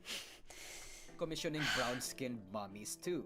Now, while a lot of people have attributed Scarlett as a mommy even now, she's actually more akin to an older sister archetype. Because while her design is insanely attractive sorry, and could fit the Siska. bill of being a mommy due to her embracing the horny shit her fanbase associates her with, she's kind of clumsy and easily embarrassed. And overall, she doesn't really exude much mommy energy. The clothes the mommy wears are also a big factor. If a thick, curvy VTuber is wearing young people clothes, What are... they'll be associated with being an onesan on first impressions. But mommies have to be rather elegant in their design, sporting clothes that'll give them a mature feel, and the usual ways people do this is to give their models short or medium hair, put on the anime mom hairstyle, or be a bit bolder in showing parts of their skin. That's young people clothes. You can't tell me that's old people clothes. That's young people clothes. I don't know, man. This is poorly worded. Yeah. If they know they can get more views by being extremely sensual, then they will do it. It's like those cosplayers who actively dress skimpily and act sexual to get more attention. And I feel like there's nothing like inherently wrong with it. It's not my cup of tea. I don't gravitate towards that sort of content at all for obvious reasons. But people can, of course, do that. I think, honestly, I'm trying to overcome a kind of bias that I do sort of internally have somewhere deep within me. I see that and I go, ugh. And I think I should go, ugh, a little bit less because there's nothing wrong. There's nothing wrong with being a little sensual if you want to be, even if it gives me personally a little bit of an ick sometimes. But that is a personal bias that I have. Oh, God, I'm embarrassed as fuck. We do not claim him. Let's not claim him. That's true. That just means more MILF. Yeah. You can keep all the MILF content Now, if you want. again, the mommy usually gets attributed to being sexy, and fans will be explicitly horny for them. Fan arts will be lewd for days on end. As such, if one goes for the mommy vibe, they are going to have to be okay with people sexualizing them a lot and thinking that literally anything they do will have some sort of sexual undertone. See, this sentence sounds absolutely crazy to me. If somebody wants to have a model like Scarlays, for instance, first of all, if they're a fucking company VTuber, they don't really get to choose their model, right? So you get stuck with a model like Scarlays, and then you're like, okay, this is my model now, and then you have to act accordingly, or not, I suppose. And he's like, well, you gotta be okay with people sexualizing you. What if you just look like that in real life and you want to represent yourself in a model that is like similar to what you look like in real life? And then then this guy comes around the corner and is like, you have to be okay with people sexualizing the ever-loving fuck out of you. I don't think anybody has to be okay with that, no matter how their model looks like, dude. It's so off-putting. You audition for the model, though. Okay, so you have a little bit of choice there. But even then, like I said, like nobody has to be okay with that. That sounds so creepy. But people do people get horny from booba? But I think people should ask if it's okay to be like overtly horny for the booba. Some people, there's VTubers who stream specifically in a horny sort of context, and maybe not overtly horny, maybe not like streaming on Pornhub or whatever. Horny, but like horny-ish type of context. But I think you should be allowed to have booby models and not like the horny shit. I think that should be okay. Just like in real life.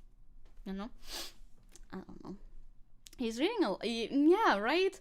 Like, I don't think anything is inherently like necessarily sexual about this model. Like, she's showing a bit of cleavage which can be like pretty, but that doesn't have to be sexual in my opinion. I don't know. Well, as far as I've seen, in most Ninja-sanji auditions, you don't know your model before, at least in the first audition stage, probably not, and then later on you can like choose a little bit more. I missed your reply. I can still see it though. Oh no, nothing wrong with it. But when it comes to cosplayers who dress as a character that has a lot of skin that's not covered, people will assume that they want that kind of attention, which is not always the case. See, that leads into the point that we're discussing right now. Just because you want to show skin, even when you like choose to show skin very specifically just for aesthetics, that doesn't mean that you want to be sexualized or that that's inherently sexual in any way, shape, or form, right? However, it's also better if they do the horny baiting in moderation. Fans have to be bonked sometimes, because aside from reminding your fanbase that it gets weird at a certain point, the thing about being overly sexual as the mommy is that when you try to lean too much into the object of desire for so many people, it's going to cut off prospective viewers who are going to find you too lewd to a point of being cringe and shallow. Okay. It's going to make people form the opinion that you have nothing but your sexy avatar, lewd jokes, and that you only have sex-related material to offer, even though you might be much more complicated and interesting than that. In fact, that's the... Is that an ecchi anime club? Yeah, or ecchi or the other age. We'll see. Go home, Nusagi. You're drunk and uncontrollably horny. Truly. The takes are wild. It's like, well, as a VTuber, you must be okay. Well, not every VTuber, but as a VTuber who has a model that exudes mommy vibes as assigned by him, I guess, you must be okay with sexualization, but you can't be too sexual either, because then it's cringe. It's just prescribing such like a narrow sort of path for people who want to be in VTubing, and he directed it to indie VTubers too. He says you in the video. Maybe I would have less of a problem if he didn't say you, or if he like just worded it differently, but the way that it's worded, it just feels so ick. Women says, yeah, you need to be okay with being sexualized, sorry, and also you need to be not too much, don't you dare be too horny, that's bad too, you need to be just in the middle. You should have a choice to be sexual or not. In any shape or form, you should. I agree. And you can be hypersexual too if you want to. That's fine. Just don't do it in front of me. In front of me specifically. As I said in the past, yeah, you're a hypersexual, which means that you're always a bit horny, but not all sexual-looking VTubers or cosplayers are into that. And that's called boundaries, and everybody should have that. That makes everybody a happier person. I agree. Very ace erasure and boundary breaking. It is. Like, you can want to look, like, attractive and all of that, maybe even sexy, but not be sexualized, you know? Only a cis speaks in absolutes. He's using a lot of have to and stuff. Truly, maybe if he just, maybe if he did the same video but adjusted his language, it would come across much better. I don't know the like to dislike ratio because, you know, they removed it, but I can imagine that it might not be too good. I don't know. Maybe people like it though. Wait, how many views does this have? I don't know. I don't know what's normal. How many likes videos usually get. Problem that haunts VShojo for the longest time. Despite the talents of the company being much more interesting, complex, and nuanced than they seem, the sentiment that a lot of VTuber fans get from them is that they're just groomer baiters with only toilet humor to offer. This observation and behavior can mostly be found amongst traditional and deeper VTuber fans. He means the boards. He is talking about the boards. He is speaking of only the boards. But, you know, I don't know how he would be able to class up a kink discussion video. I think it's not even about class necessarily. It's just the prescriptive manner of talking. That's giving me the ick. The views are good. Yeah, the views are good. I'm just wondering what the ratio is like normally. Likes to per view. Like per view ratio. Like if this indicates more dislike amongst the audience. Or maybe just people who watch it like it. People who like it watch it. That is. Perhaps, you know. 4 to 7% likes. That is normal. Okay. Yeah, the VDs. That's exactly who he's talking about in the note. Leaning into your sex appeal is a good thing, but ultimately, VTuber fans stay for your personality. Being a two-dimensional mommy that just copies the anime trope will only get you so far. This is true. That is why you also have to be something much more than an ara-ara hot dummy mommy. Because god fucking damn does that get boring real fast. I can't wait for you to get into this one.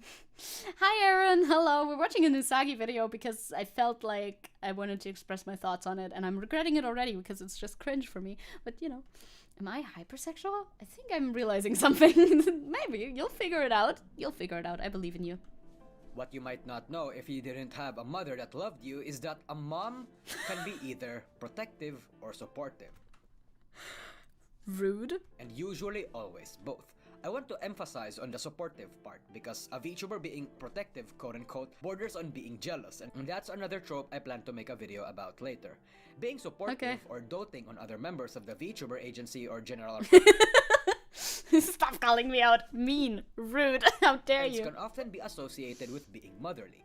Pair this up with a naturally mature voice and you have someone that can actually and realistically sound like they could be a mommy. Peak example of this would be none other than Nina Kosaka. There's more to being a mommy than just being a lewd ara high. Okay. The audience agrees with it. I would have suspected so. I feel like they would vibe with this probably. I don't know. That was very out of pocket. I was surprised too. Like, why? why are you throwing that in? So mean. No, that was obviously fine. Honey sex joke spammer. You can give off an actual motherly vibe by just being an older, experienced woman who knows how to deal with people younger than you without being condescending. Being encouraging, happy, and supportive can give a mommy more depth than a shallow, sexy mommy ever could. Like I said, the more the mommy gives off the mature, motherly aura, the more they are effective in showing this trope. The sex appeal is really just the icing of the trope in question. A lot of men come for the mommy with sexual stuff in mind, but it's finding your genuine motherliness that makes them stay. Which, in a sense, still makes being lewd somewhat necessary for this trope. I do not think that it is necessarily necessary. Being supportive equals mother. Did I hear that? It's honestly, yeah, it's a very, reductive view on motherliness too, but this is not the most egregious part of the video, I think. Also, hi Joestar, hello. The monarch is just an old people vibe. Old people vibes. Or does it really? What if I tell you that it was Persona. It was Pandora from Persona 1. Now we know, Aaron, I remember. Can also exist without being explicitly lewd. But how does that She gets confused work? in Russian With the words. trope Nice. being so associated with sexual undertones to a point of it nearing dependence to succeed, how can you still make a mommy succeed without the sexual appeal that most people go to it for? It's hard, but it can be done. Basically, crank up that motherly aura to 11 to a point of people actually starting to see you not as a mommy, but an actual mother. So much so that it comes full circle and develops into this weird pseudo-Oedipus complex where people feel sexually strongly for this explicitly non-sexual mommy for the fact that they don't do anything explicitly sexual. I'm in pain. This is such a sentence. This is such a fucking sentence, dude. So he's telling you, the viewer who wants to be a VTuber, if you want to go for the mommy trope, but you don't want to be sexual, don't be. Be very non-sexual. That way, people will be sexually attracted to you again in the end. Slay, bestie. What the fuck? I think he watched a few too many hentai. Not everybody has an Oedipus complex. This is not like the thing that will just happen. Please, don't. This is getting into a territory. It is a very specific territory that makes me very uncomfortable. Jesus Christ. Why does everything have to end in sexual? Literally, he was like talking about how you can make the trope work if you don't want it to be sexual, is by not being sexual, which then will be sexual, but secretly. The fuck is wrong with you, man? Yeah, crank up that motherly nature. I'm going to puke. Yet this whole video, like, we're just talking about the sexualizing aspect, but it's also, like, chock full of, like, sexist stereotypes. It's bad on so many levels. He's going full Coomer. Never go full Coomer. Please don't. Yeah, please don't. Oh yeah, Toriel got so sexualized, which... like, she's not at all in the game, obviously. You don't have a motherly kink, you just like women. That's good. I appreciate it. And even if you have, like, a little bit of, like, a mommy kink thingy, as long as it's not, like, your actual mother, do what you want, I think. But, like, the way he describes this to his audience of many people in his little prescriptive tone, no. Who am I talking about? Ceres Fauna. Fauna is the most popular and probably the best example of this. I have never watched a Fauna stream, so I cannot comment on that personally. She's one of the VTubers that was able to make it work. But unlike most mommies, Fauna's design almost has nothing sexual going on. Her thighs and her feet are a bit yabai, yes, but this is just... Her thighs and her feet are a bit yabai.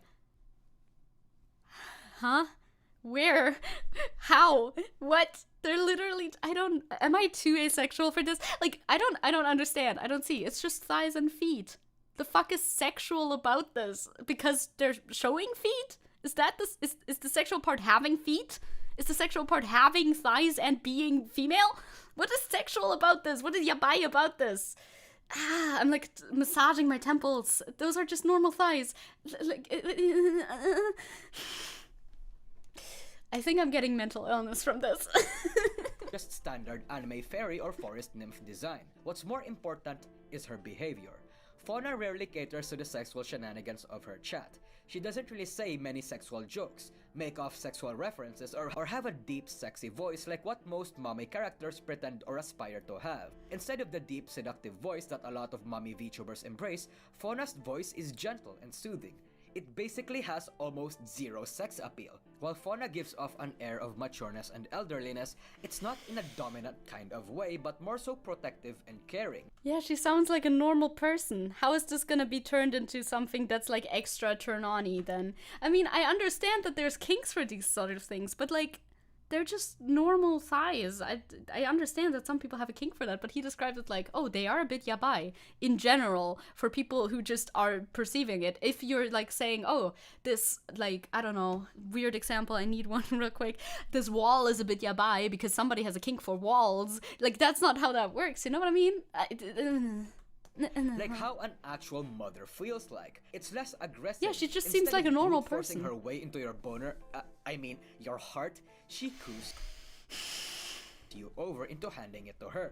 This unironic motherly feeling is one of the more unique ones among VTubing. But it's strange to see this kind of reaction because while Fauna sees herself as an onesan, everyone else sees her as a mommy. And that's weird because everything Fauna has going on for her should categorize her as an onesan. Her design, while mature, isn't explicitly curvy or sexual, especially her. Stop, please, for the love of God. This is yabai because it makes me specifically horny. This is honestly the take. She's a bit of a hippie. Slay. I mean, everything I hear about Fauna seems very nice. Her fanbase, on the other hand, is slightly split. Face. Her clothes are young looking, her voice isn't seductive and deep, and she has little sex appeal appearance-wise. I've talked about this in a stream once, but when Fauna went through her Kaukini arc, I didn't find it pleasing. To non-Hololive fans or to Hololive fans that need a reminder, Fauna did this thing where she tweeted this and, well, and much to you're not gonna read it. Okay, sorry. I'll go back and read it for you. You're like, didn't find it pleasing. It's like learning about sexual kinks. I mean, I know the kinks. I know a lot about the kinks. There's kinks for everything. But the fact that people are like, oh, because there is a kink for, you know, there's eye fucking. I know a lot about kinks. Because there's a kink for, you know, you can... Your eye is so kinky. Ew, you should cover that up. If you don't want to be perceived as a sexual being, you shouldn't have eyes, because I have a kink for eyes. It doesn't make any sense, you know what I mean? I put too much matcha in my latte and now it tastes like grass. Moo. It was obvious where that was going.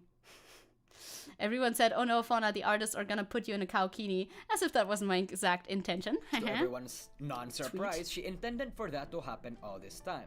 Now, I, alongside a lot of people who truly understood what it is to make Fauna unique, basically those of us with taste, didn't exactly appreciate this.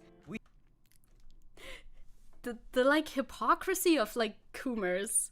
Coomers be like, I like this person. I coom to this specific person because they're pure. The purity makes it hot, which weird. Okay, but anyway, the purity makes it hot, so I coom. But then, oh no, she tries to do something sexual. She wants this sort of like, she wants something, anything sexual. Ew, why would you do that? It's so hypocritical. It is so hypocritical. I don't understand. Feral porn is a kink, but that's wrong. I don't know what feral porn is, but I don't want to know. We felt that it wasn't fitting because she was actively trying to be sexy. Fauna's sex appeal comes from the fact that she doesn't do sexually explicit things. I feel like there's something really wrong with this statement. I don't know. Maybe it's just me. Maybe it's just me who has a problem. It's possible. But like... So when Fauna does something explicitly sexy, her inherent sexual appeal becomes less.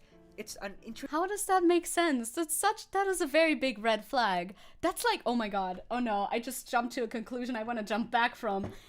Oh no, I want to go back to before I had this thought. I don't know if I want to share this thought with you. Now, I'm not saying this is a fact or anything, I just had a thought. This is kind of like similar to people who are into like non-con stuff, you know, like non-consensual stuff, because, you know, the fact that character, let's say a very abstract character, we're removing this from the situation, the fact that abstract character doesn't want anything to do with sex makes it more sexy, and once they want something to do with sex, it makes it less sexy. That is inherently very anti-consent.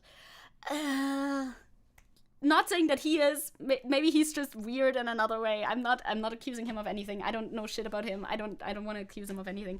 But like, yeah, purity being the sex appeal is a weird concept. Don't like it. Now you see why some people like the idol. So like that apparently. No, you're right though. Yeah, I fear that I may be a little bit more right than I want to be in this specific conclusion that I've jumped to. Don't like it. I don't want to be right. I don't want to be right on that. I don't like it. Interesting cross with the say-so trope that makes this form of the mommy so interesting. And the impact of this is also interesting, to say the least, because while it's natural for fans of mommies to be horny on main 24/7, Fauna's fans are, well, they're not just horny, they're horny and... Well, yeah, there are those screenshots from /VT, by the way, so, you know, we know what's up, we know what is up. Maybe try reverting it into just because she's wholesome doesn't mean she doesn't like seeing lewd stuff. Yeah, like, there's many ways you could have said this better. Like, many ways he could have said this better. It just becomes more and more sus in very, very bad ways that I don't like. Well, he had a Patreon where he shared information about VTubers' past lives, etc. That's why he's mainly cancelled, true. Well, not cancelled or anything, but that's why people don't like this person, yeah. I think the reason it's sexual is because of the idea how innocent and pure looking they are, and that they can ruin their innocence, and that makes it hot. Yeah, which is inherently weird. Don't like that. This man is deep in the sauce. Yeah, you can tell. You can tell. So the idea of ruining the purity in their mind is hot, which is why it's sexual. Yeah. Corruption kink and stuff like that. Those are very weird. And they're needy. I know these are just jokes, but I like to pretend that they're real and that saplings are just written. Mentally stable and extremely wholesome. Her nature. Hi, Bro Dragon. You've come in at a point, but we're almost done with this video. I'm almost done cringing to death. Yay! Woo!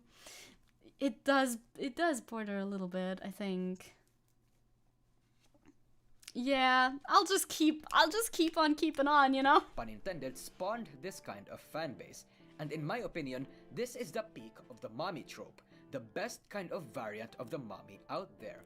Because the problem with the mommy is that people have to actively try and act being the mommy. They have to mimic and play on the anime trope itself and identify what it is that makes the mommy so likable and profitable. But when you can successfully reap the rewards of an experience that requires you to be overtly sexual without being sexual, and you can give off a truly maternal aura that is a weird turn on for many people despite your intentions, when you are naturally, effortlessly, a mommy, then you just won at this trope. Oh, I wonder how... I would love to know how Fauna feels about this. I would love to send Fauna this video and then hop into a Discord call with her and be like... Or like while she watches it, hop into a Discord call with her and be like, so, thoughts? Because I would be surprised if they were positive about this video in specific. However, aside from the sexual nature of the mommy... We could do some of the other VTuber trope videos next, but I remember watching this one and finding it specifically egregious. Maybe we'll revisit it, but I can't do this stream, otherwise I'll literally die. I will pass away. I can't handle 2 of these in one go. One of the weapons that the mommy has over most tropes is that being vulnerable and open can be surprisingly more wholesome and endearing. Because unlike some tropes, the mommy is required to be somewhat confident in their presentation. They have to be mature, cool, relaxed, authoritative, and be dominant. A show of this veneer of confidence breaking can be quite effective in making people appreciate you more. I don't mean to say that doing this is only exclusively good for the mommy, because being vulnerable and relatable is good for any trope and for a content creator in general. I'm just saying that doing this when playing a trope that requires you to be confident or comedic often becomes more impactful than other tropes. For example, the shitposter/comedian and the mommy being emotionally vulnerable feels much more tragic than when the say-so, the tomboy, or the heart does it. This isn't to downplay anything. He has very many tropes established, that's what he just listed off. I'm just telling it as it is. A mommy is usually the one taking care of you. But when you are taking care of the mommy, it can be an oddly profound experience for both the VTuber and the fanbase. It enforces and strengthens your parasocial relationship, but it can feel real. I don't know if that's a good thing, personally. Even though it's not. You can see the inherent danger in this, but you. In any case, the mommy is a tried and true trope that a lot of VTubers and VTuber fans love. There's no shortage of mommies in the industry. In fact, one can say that the mommy market is a bit saturated right now. People realize the inherent appeal and popularity of this trope. Unless you can pull a Fauna or join a VTuber agency that has some clout to them, it can be quite a hard sell. So yeah, that's about it. See ya. Weird video. Yep. He talks about it like it's leveling in a video game. Like, I thought this was gonna be the thing I disagree with the most, the way that he speaks about these tropes and how, like, clinically he dissects these. But in the end, it wasn't even that I was the most put off by.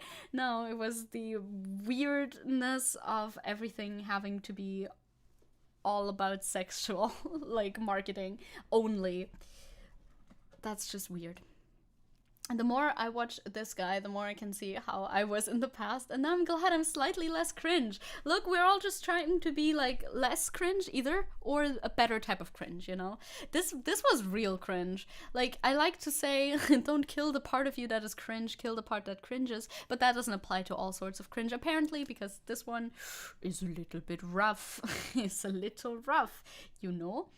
Got to go for now. I'll come back later. Come back later. We have some more stuff to talk about. We've got to get going on that, actually. You're right. So yeah, we watched this video now. Do I have like a comment at the end that can wrap it all up in a nice little bow? Not really. We talked about a lot. There was a lot to talk about during this. I find it strange how he seems to, as by this video, seems to exclusively view the VTubers through a very sexualized lens. It seems to be exclusive. Maybe it's just for this one video, but I just watched this one video. A video should stand on its own merits, and it should portray your opinions in a way that is understandable in one video, you know what I mean? And in this video, you perpetuated an idea that the only way of marketing is, yeah, it seems extremely dehumanizing and like solely focused on sex appeal.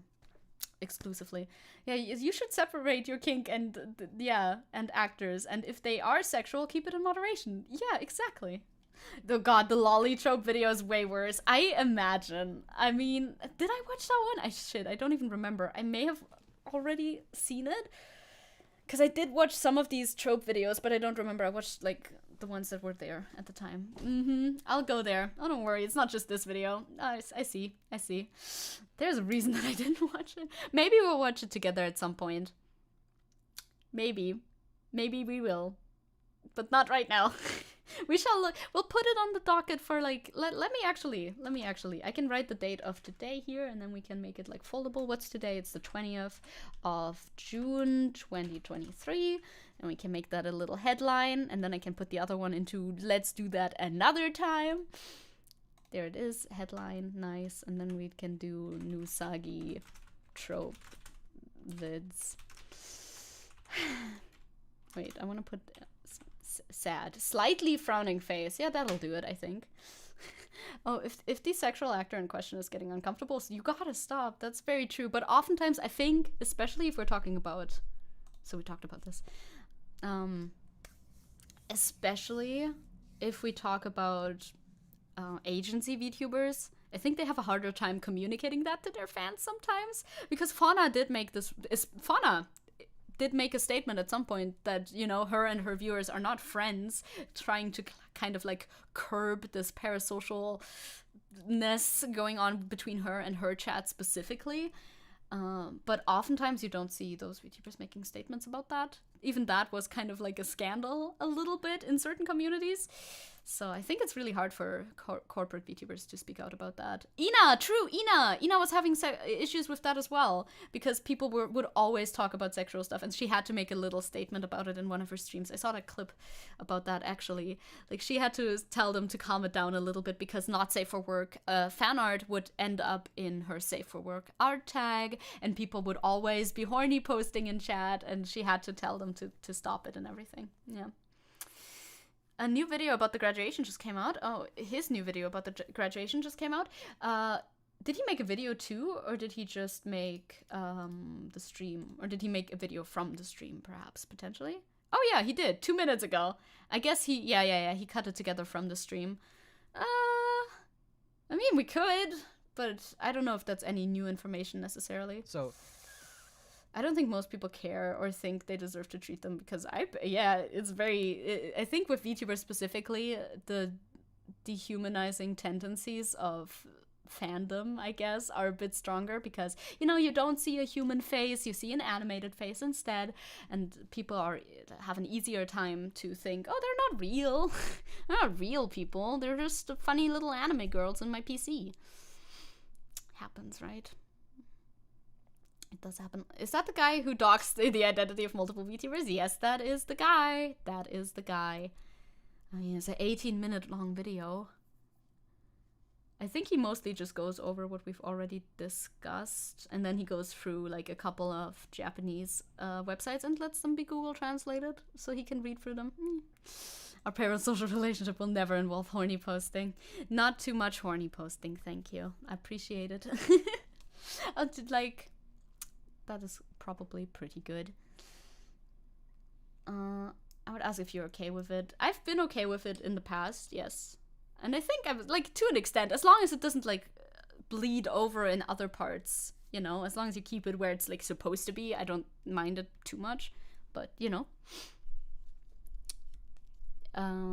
If it, like, bleeds over into chat, for example, that's one place where it certainly shouldn't be, is in chat. Horny posting, that is. Do we even want, we gotta, like, look at our docket now and see what we can fit into today's stream. Let's talk about kick streaming first, because I'm not gonna watch the ref video, probably. Let's talk about kick streaming, and then talk about Rammstein, perhaps, or maybe we'll move Rammstein to the end of the queue. We'll see. Yeah. Kick streaming. Do you know Kick? Have you heard of this? Have you heard of Kick? What is this tweet? It's Ostenox. I have some Ostenox tweets in here. You were too much Yabai? I feel like you weren't. I don't know. Were you too much Yabai? Yeah, we have XQC. You're jumping onto Kick? I'm not jumping onto Kick. No, I will not be jumping onto Kick. And I'll be talking about why that may be. There's this, I don't know which one I exactly want to start with. Let's just start with the one at the top of the queue, which is an Ostenox tweet, which is, can you pause? Thank you. Is an editor for Hassan. I'm anti-Kick. I'm not, like, staunchly anti-Kick, but I'm, like, fairly anti-Kick, I think. Because this, like, Kick is sponsored by gambling exclusively, basically. The whole platform is built off of these gambling sites, and I don't know if that's such a good foundation to have, you know? I've heard mixed things about it too. What's Kick? Kick is an alternate streaming platform that some people are moving to. Recently, XQC, that was Twitch's biggest streamer, got signed for a very big deal. I don't know if I don't think I have to tweet with the actual, like, money deal in it. How much money did he get? Didn't he get, like, 100 million? Seems insane. 1,000? Is it 1,000 or is it million? It's an alternative to Twitch, which I do, on that level, I support it. I like that it's an alternative to Twitch, because I think Twitch needs competitors, but I don't think Kick is the best competitor for Twitch out there. It is 100 million. It seems insane. I was like, is it really that much? But yeah, it was 100 million. XQC is French gambling uncle. Canadian French Canadian, yes. Yes, it was millions. That is insane. It's literally insane. Oh, Pippa spoke out against it? Really? That's surprising to me. I feel like, I don't know. I feel like she would have been in favor, but I don't know. Kick is supposedly a better version of Twitch besides being a sponsor for gambling. The gambling thing is quite a big deal, I feel like. So, Trainwreck slams Twitch as gambling streams continue to thrive on the platform. Because he left the platform because of gambling being outlawed, technically, not allowed. We will literally revisit this. We'll revisit this in like 6 hours, and you'll see like 15K, 6K, 4K, 4K, 3K, 2K. Like it's crazy, bro. And no one gives a fuck. And we're talking 2 separate sections, right? 2 separate sections. Where's the other section? Right. Yeah, but like the combined viewer numbers are not insane anymore. You add them all up, I feel like every they have day, cranked there's down about on 200 to 300,000 viewers. I thought it was 100 to 200K, but now it's 200K to 300K viewers every day throughout this both sections. And no one gives a fuck. And they claim, no, you're delusional. It was targeted. Which is ironic, because I was the only one, you could argue, that was doing it in a transparent way, that was showing that was giving cautions, giving the reality, losing 99% of the time and winning 1% of the time, right? And everyone else that actually made their arguments true, right? That they could have went after and actually been right about, they said nothing. And they still say nothing. And there are a lot of bots on Kick as well. So he's speaking out against gambling on Twitch, which is funny because of course no one has been a bigger supporter of getting gambling banned off of Twitch than mental health advocate Trainwrecks, of course, because Trainwrecks was one of the biggest gamblers on Twitch and he had to move because Twitch is trying to crack down on gambling as far as I know, and I agree with him. Gambling causes irreparable harm to people's lives. It's a crippling addiction and Twitch stopped short of fixing the problem. I don't know why this tweet is in my kick part of the docket. I must have misplaced it. Anyway, that's funny because obviously Trainwrecks was pro gambling always, and now just because it's a dunk on Twitch, he's like, they haven't cracked down on it. Let's go to the VTuber's tweet then, I suppose. She tried doing a kick stream, Pippa, but couldn't get it to work. Yeah, and she didn't stream trying to calmly talk about it. She did a stream trying to calmly talk about it. Then she got off topic about stuff that irritated her when someone asked what her thoughts were on kick, and she exploded. That does happen. She does do that. Yeah, that's true. I just won another jackpot on 4 Kings. Gamble responsibly. So this is a thread that's been going around a little bit. It's a little bit older. It's from the 11th of June. This is a VTuber journalist, apparently. And this is basically a thread against Kick and Rumble, talking about how they are not good alternatives. And this has caused a little bit of discord among the community. Some people saying, oh, you should move to Kick because it offers benefits here and there. Or I think mainly the people who are advocating that you should move to Kick are people who are anti-Twitch and are therefore like, okay, well, move away from Twitch. So I guess Kick it is then, but alas. I legit thought Kick was starting a streaming app, but it wasn't. Thank fuck. Me too. I thought this weird-ass messaging app that's notoriously used by unsavory people was starting a streaming app, but they're not. Kick should sue Kick, right? I keep mixing them up. I've seen some hate about this. So this person writes, Ducky writes, if you're a VTuber who preaches inclusivity, Kick and Rumble are not Twitch alternatives for you. Those platforms are shady at best, financially, and actively hostile to diverse creators. So I've heard. Who are like the biggest creators over on Kick? I guess it's like Aiden Ross and Trainwrecks. And we know the type of chat that Aiden Ross has cultivated. If you know, it's not great. Now, I don't necessarily think, since Kick is still kind of in its infancy, I don't think you can write off the entire platform as hostile necessarily, because if people do migrate over there, then the community is going to change because they're going to establish their own communities and there's like moderating tools and all of that. However, I don't think that the starting point is particularly easy over there and you might get even more hate. Why must he always say, yeah, he's so close to your name. It sucks, doesn't it? I'm glad that I don't know who they are. Very valid and real, yeah. Don't get allured by the bag. It's not guaranteed. Much like Mixer, Facebook? I guess that's Facebook. I would assume Trovo before. That's also very true. The situation is very, very similar to the one with Mixer, because Mixer made a deal with Ninja, who was at the time, I think, the biggest Twitch streamer on the platform. They struck a deal with him, gave him a lot of money to stream on their side and not on Twitch anymore. And does anybody hear anything about Ninja anymore? Not a lot. And is Mixer doing specifically well? Not that I know of. I don't know. I haven't heard from them in a while. So, It continues on. I thought I could avoid much of this discourse, but I keep seeing VTubers swap onto Kick, see the culture, and then recoil. The culture over there, the established culture, is pretty bad. Yes, I agree. If you really want to leave Twitch, YouTube is right there. There's pros and cons to both, but at least it's not soul selling. Valid, I think. I would love for there to be more competition for streaming sites in general. I mean, YouTube is one of them, and YouTube is not without its flaws, but so far I think YouTube is the best alternative to Twitch. Maybe I'm biased because I stream exclusively on YouTube since I started. Maybe, perhaps, potentially, but I think it's a much better alternative than going to Kick.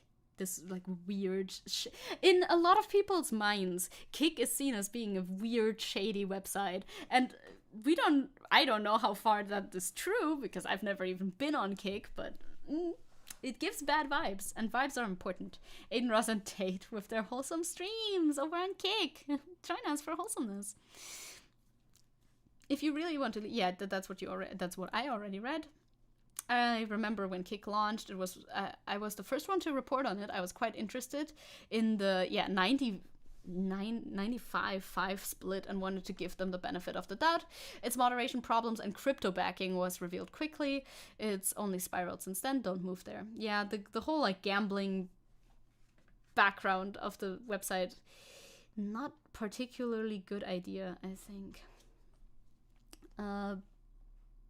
Billy? You mean? Probably? Billy? Also done streaming? Billy, Chinese government. Though you have to hand over your personal information to the Chinese government. Tricky to say the least. Yeah, I think hasn't Vox streamed on Billy before? I've been on Billy before. Sometimes they host some like content that I want to see. Shit back on Twitch now. Shroud is back on Twitch now though, which is great. See, people go back to Twitch oftentimes because still, even though the company does some horrible shit, or, well, bad shit at the very least,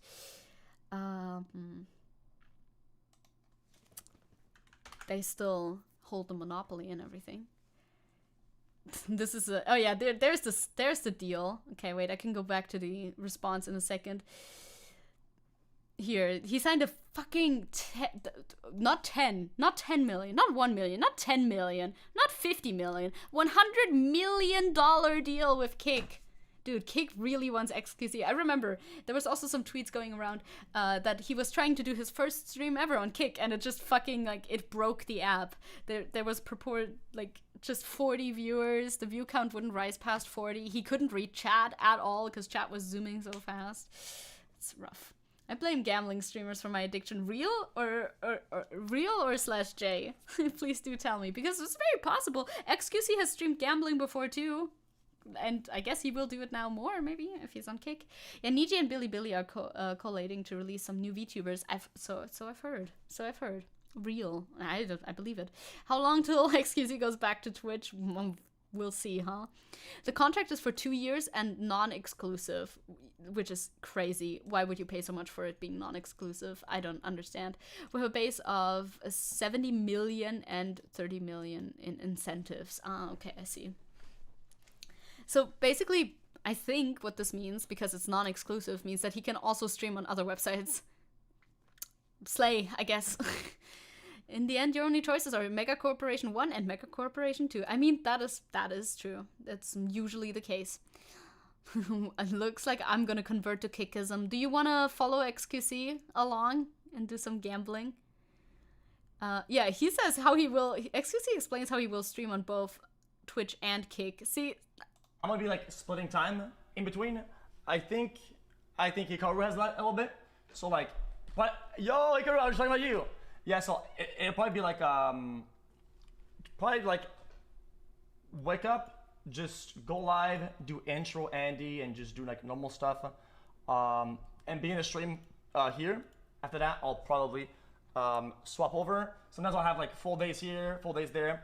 Chat, I'll just play it by ear pretty much, and it's just gonna... I'm gonna be like splitting time. I like how they cut him off mid-sentence. Good clip, thank you.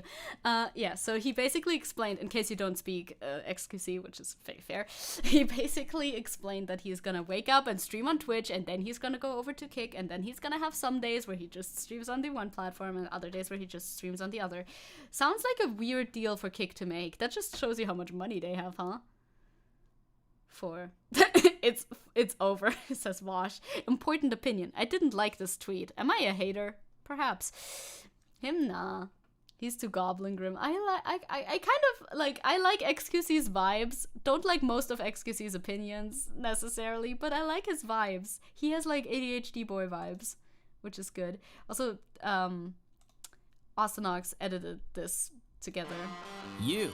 Games. Fun. Slots, money, slots, wins, gamble, money, gamble, jackpot, penthouse suite, expensive cars, you with a girl, winning money, wins, gamble, fun, slots, 40-hour stream, you in a McLaren, fucking buck, gamble, more, you fucking pussy, more wins, more money, more slots, charity, gamble. Please gamble responsibly. Yeah. That is basically the motto of Kick at this point, I think. I'm confused how he's still the most popular streamer. I'm a little confused too. I mean, he puts in the hours, which is very important on Twitch. On Twitch, hours are more important than on YouTube, as far as I know. But, like, his content isn't very unique. No hate. His vibes are good. Maybe it's all vibe-based. Maybe it is all vibe-based, but his content isn't great. Gamba, gamba, gamba. It's all the gamba. It's all the gamba. Lol, win? Gamba, gamba, gamba. I like Excuse's vibes, but his opinions suck. Yeah, plus he did the equivalent of sharing his heroin needle with me. With the fucking, yeah. That, honestly, people, like, promoting addictions such as gambling, I don't know. He got charisma, which I guess is vibes, yeah. He's just it's all based off of vibes. That's where it starts and where it stops. There. It's weird. And I never seen a contract that's fine with you dealing with their competition.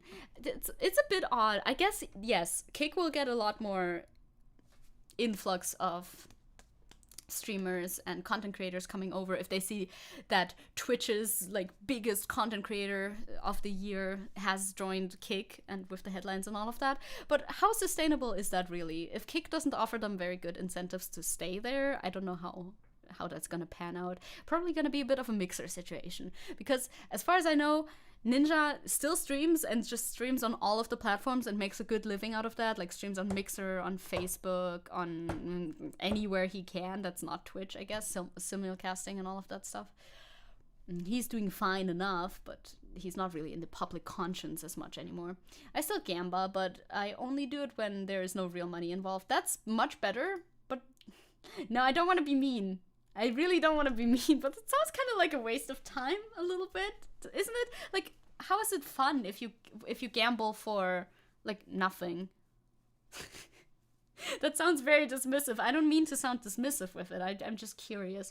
Like, the only type of gambling that I've ever been addicted to was League of Legends mystery skins. Which was with real money. You remember when they had mystery skins? You could just give in, like, you could give them a little bit of money and then you could get any skin for any champion that you owned in League of Legends. And I did that a couple of times.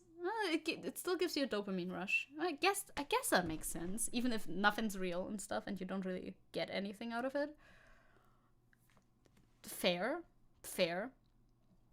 I feel like Kick is more of a way to normalize online gambling, to try to like have legislator be more lenient with it in the future. Perhaps. I know in Germany gambling is illegal if you're under the age of 18. I don't know if it's illegal. Maybe it's illegal in general. I think wait, what are our gambling laws? Glücksspiel kann süchtig machen. Glücksspielgesetz. I think I spelled that aggressively wrong. I'm pretty sure it's not even... Is it even legal in every, like, state still? There are God, hello ads. There are ways you can gamble legally, I guess. But there's certain restrictions on it. I see.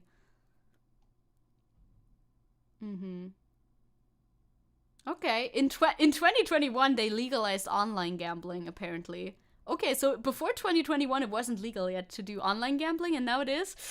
Ooh, they're moving in the wrong direction, huh? Much gambling is owned by the state, if I remember. Oh, really? Poker is fun. Poker is like an actual game that you can play. I can see that a little bit more, but like... We've played poker before. We being my class, like my grade in school, when we had our little school reunion thing, we did that pretty shortly after school ended, quite shortly after school ended, but whatever. We played poker, but not with real money. Interesting. Oh yeah, there's a limit. Oh, there's a limit of 1,000 euros per month, apparently. Is that for everybody? Maybe. There's some restrictions on it, but I guess they're getting more lenient with it, which is probably not a good idea. So, yes, generally Kick, just because it's so closely tied to online gambling, is a big turnoff for me. A big incentive to not go over there for me, but the general culture around it also isn't great, yeah. Which is why we should definitely be marketing it to the child audiences of Aiden Ross, Kai, Senate, yeah, and Speed, and Nitro Speed. All of these people gotta be peddling gambling to their kids, for sure, because kids are in the right state of mind to get addicted to gambling. Sure. We also have a Rev video on Kick, actually. Well, this is actually, he made 2 videos on Kick. Now, we've already watched a pretty cringy VTuber video today. I don't know if I can handle 2. That would also be the last thing we do today, probably, but it seems interesting. So apparently Zantrea was getting hate over doing a Kick test stream. This is tangentially Kick related. I think he made a whole video about the Twitter thread we looked at earlier, but this one is more recent. This one's like 2 days ago or something. Oh, please, not again. In some European countries have online gambling being banned, right? And that includes video games. I think it's okay. I think it's not a bad idea to ban gambling. Generally, it doesn't really provide much positive for people. Getting kids into Gamba is terrible. Just like vape ads being pushed to kids and all that stuff, right? Like, those are the impressionable little minds. Gonna have a brain aneurysm. We might. I mean, it's a test stream. What's the big deal? I wonder too. I'm a bit curious about like which side is going to be the more outrageous one. Is Rev going to take a tweet and then completely blow it out of proportion? Or is Rev going to look at a tweet that's like a mild take, maybe I disagree a little bit, that sort of thing, and then he's gonna look at replies that are completely unhinged but have 1 like each? It's very possible. I like that it gives you a little preview though. It's nice of Google Docs to do. Hey, what's up, guys? Rev here. Ah, yeah, this is the battle of the... You didn't pause correctly. This is the Twitter thread that we looked at already earlier, so I guess that does tie in pretty nicely. I vote 2. It's probably gonna be 2, right? It could be either way. People really dislike Kick on principle, so both are possible. True, some people are really anti-Kick in a manner that is just like overt, but we'll see. I mean, we're gonna watch this on not double time speed, but 1.5 is okay, and then we'll get through this quicker, so it'll be fine. Oh, you've seen more anti-vape ads? I've never seen an anti-vape ad before, I think. Streaming platforms has... But also, we have like a law against... There's no smoking ads, so I don't know if vape is allowed to be advertised. I haven't seen a vape ad either, I think. Yeah, it's Revy video time. Time to work on some homework. Have good homework session. Continued with a lot of people leaving Twitch for their new competitor, Kick. Now, for those who don't know, Kick is essentially a clone of Twitch. It's basically Twitch with a green slab of paint on it. It functions basically the same, except for the fact that Kick offers content creators a 95-5 split of revenue versus Twitch, which... Yeah, which is... I wonder how that works, because... Well, okay, they've had... Okay.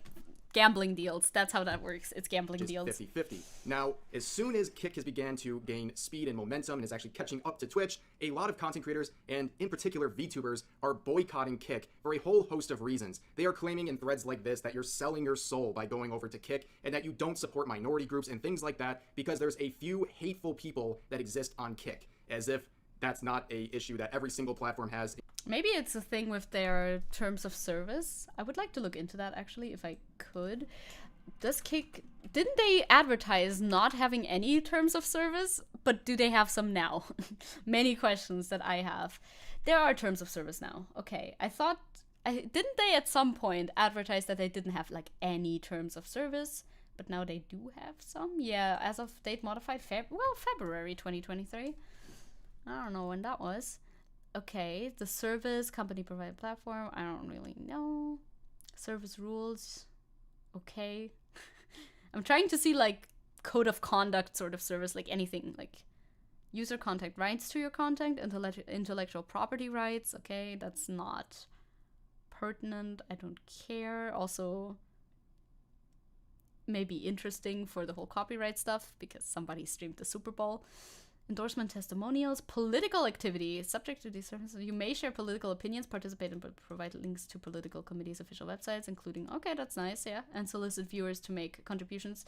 Political committee, you agree, however, that these activities are entirely your own. Okay, that's probably the same always. It's just a bit interesting, I guess. You are eligible to engage in them under applicable law, of course. That's normal, makes sense. Community guidelines, isn't that probably where we want to be? Okay, so they exist now. I think people still remember the time when they didn't exist. Maybe I'm mixing this up with something else, but I thought there was like paid services. Okay, maybe we want to go to the community guidelines instead. DMCA notice. Oh, suddenly there's a DMCA thing. Yeah, I think that's new, isn't it? I thought. No warranty, limitations, liability, dispute, resolution. Okay, yeah. I think we want the community guidelines, so don't we? Governing law. SMS. Okay, cool. No, we want the community guidelines, so they exist now. Returning a diverse...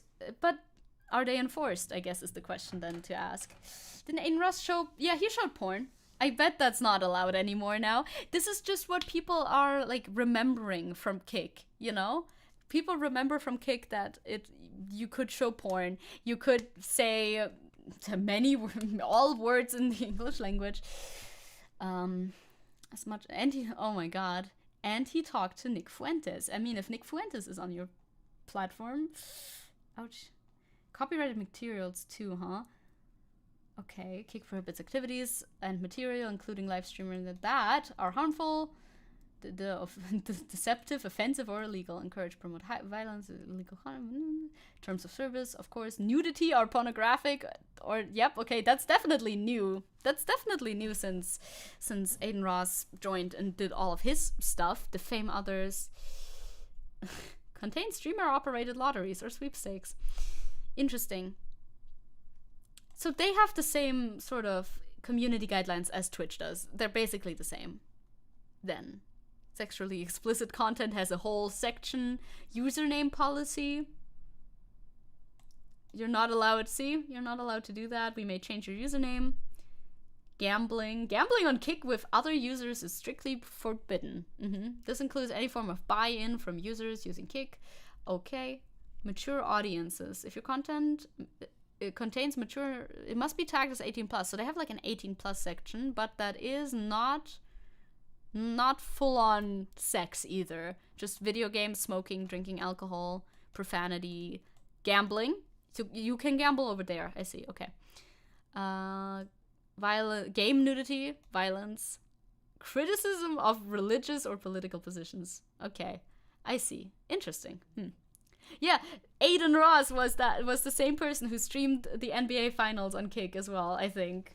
Or what? No, wait. The NBA Finals was not him. He was the Super Bowl, but I don't know who did the NBA Finals. Hey, you got a big win as well. Nice. So honestly, what I think these sort of takes are based on is the old community guidelines of Kick. And I mean, their effects still kind of linger, I guess, but now it's just the same as Twitch. Including places like Twitter where this threat exists, but nonetheless. However, over the past couple of days, things have gotten much more serious with this whole Kick debate because they are making some big moves. I'm sure you guys have heard of this. They signed XQC, Twitch's biggest streamer, for a $100 million contract for 2 years. Crazy. That's $50 million a year. XQC has a bigger contract than LeBron James right now. That's how big this contract is. And much like in my previous videos talking about Kick, it's inevitable that when you see moves like this, VTubers and other content creators are going to forsake their morals and their moral grandstanding to join Kick to get better payment. But not everybody's on board, and we're seeing a situation that it honestly just dawned on me as I was making this video. We are dealing with a Hogwarts Legacy 2.0 situation.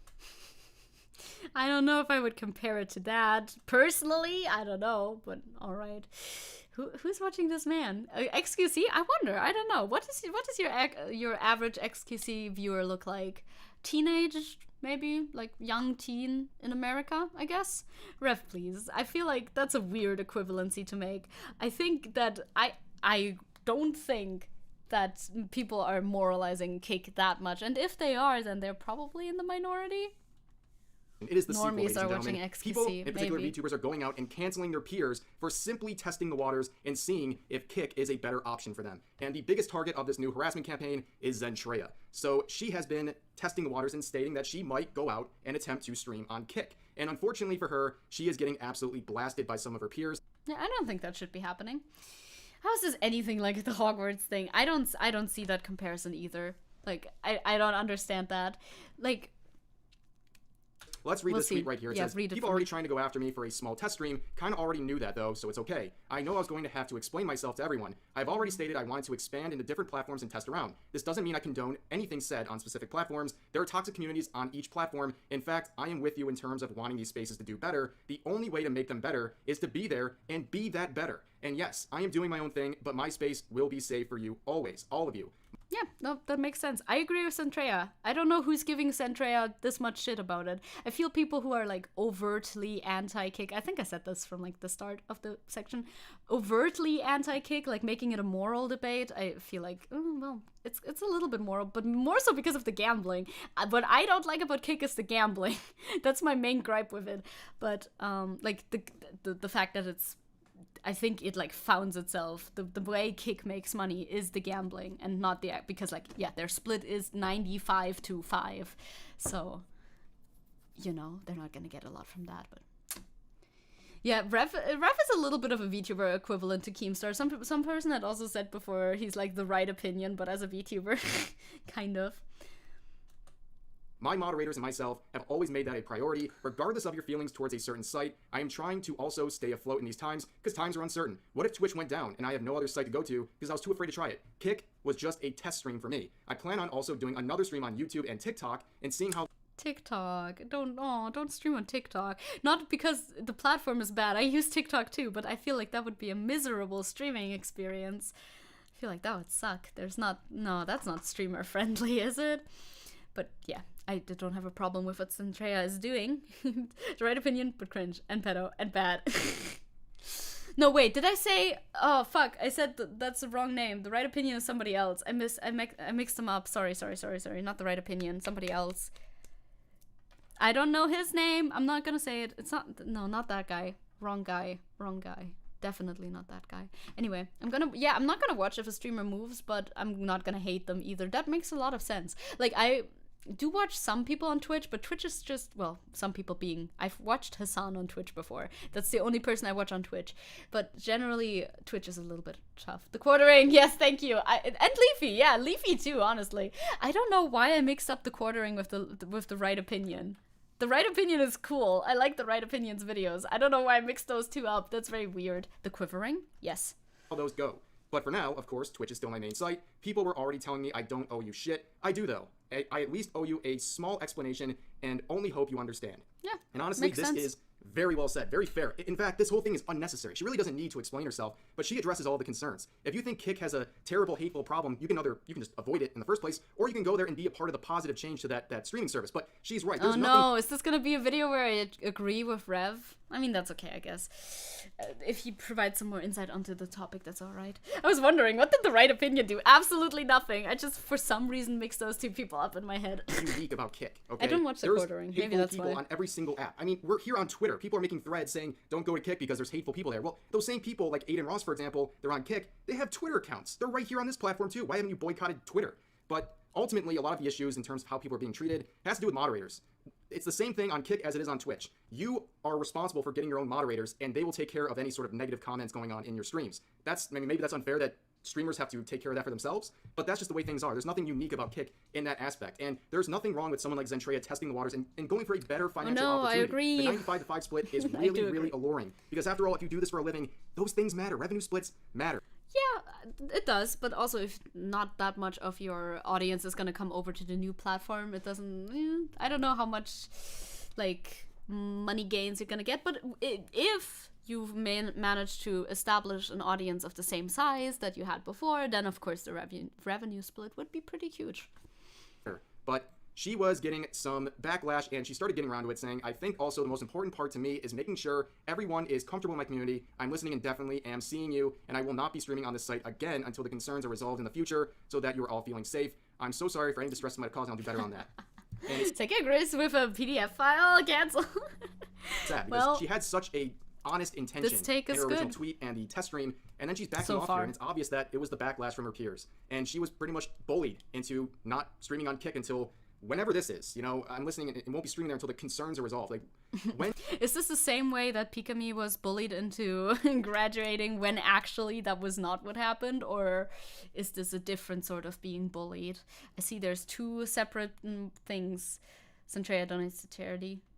Fellow VTubers try to just him. Okay, well, when will that we'll be? get to Nobody's ever going to accept this situation. They're going to always point to Kick and say it's problematic. They're doing it now. They're never going to take it back. And it's sad to see Zentrea and other VTubers bullied into basically taking a worse financial deal with Twitch because they're afraid of judgment from their peers for going to Kick. And of course, she was getting more and more hate, and it didn't seem to stop after even that post. So she made a $1,000 donation to the Trevor Project. Wait a second. Let me see the other post again for a second. I mean, I don't see the replies, but there's only one quote retweet. There's a bunch of replies here though, but like, I don't know if that's a crazy. It's not like ratioed or anything like that. Like. And stop after even that post, so she made a $1,000 donation to the Trevor Project and St. Jude's Research. And of course, seeing someone give $1,000 to charity, how do you think the Twitter freaks responded? Well, it wasn't good enough. This person saying that's not how this works. We're not your swear jar. There was a perfectly safe way for you and every single naive queer person who you convinced to expose themselves to that site to feel the water, and it was called listening to the critics. Yeah, we're not harassing you. We're criticizing you. We're educating you. Yeah, apparently when you give $1,000 to charities, that's greedy bad intentions, and you should be shamed for giving money to charities, right? Yeah. I mean, I do not. Again, this person does seem a little bit hostile for no specific reason. Of course, maybe they know more than I do. I don't think so, though. That seems like a weird tweet. I do not agree with whoever that is. I don't know who that is. Ref does love to throw the word bully around, though. That is very true. Oftentimes they will talk like about criticism, and then because this is not bullying, though.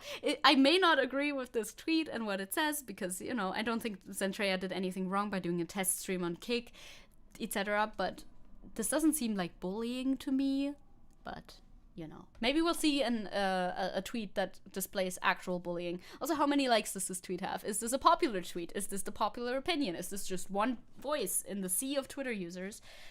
We will see. Yeah, only Twitter freaks can actually get mad about charities gaining money from someone who's basically being bullied into feeling bad about taking a better financial opportunity. But I've noticed a whole host of Twitter freaks coming out of the woodwork. Like I said, this is Hogwarts Legacy 2.0. It is the exact same feel. There is a large number of VTubers, mostly VTweeters, who are going around blocking and harassing their peers for simply expressing their interest in Kick. Not even streaming there. It's much like how Pikami was harassed for simply He did. Oh my god, he did equate it to this situation where Pikami was totally harassed into graduating and definitely didn't just get like a new life, as you say with VTubers. For sure, VTweeter. Yeah, that's a term they like to use for people who are like supposedly only on Twitter and don't actually stream.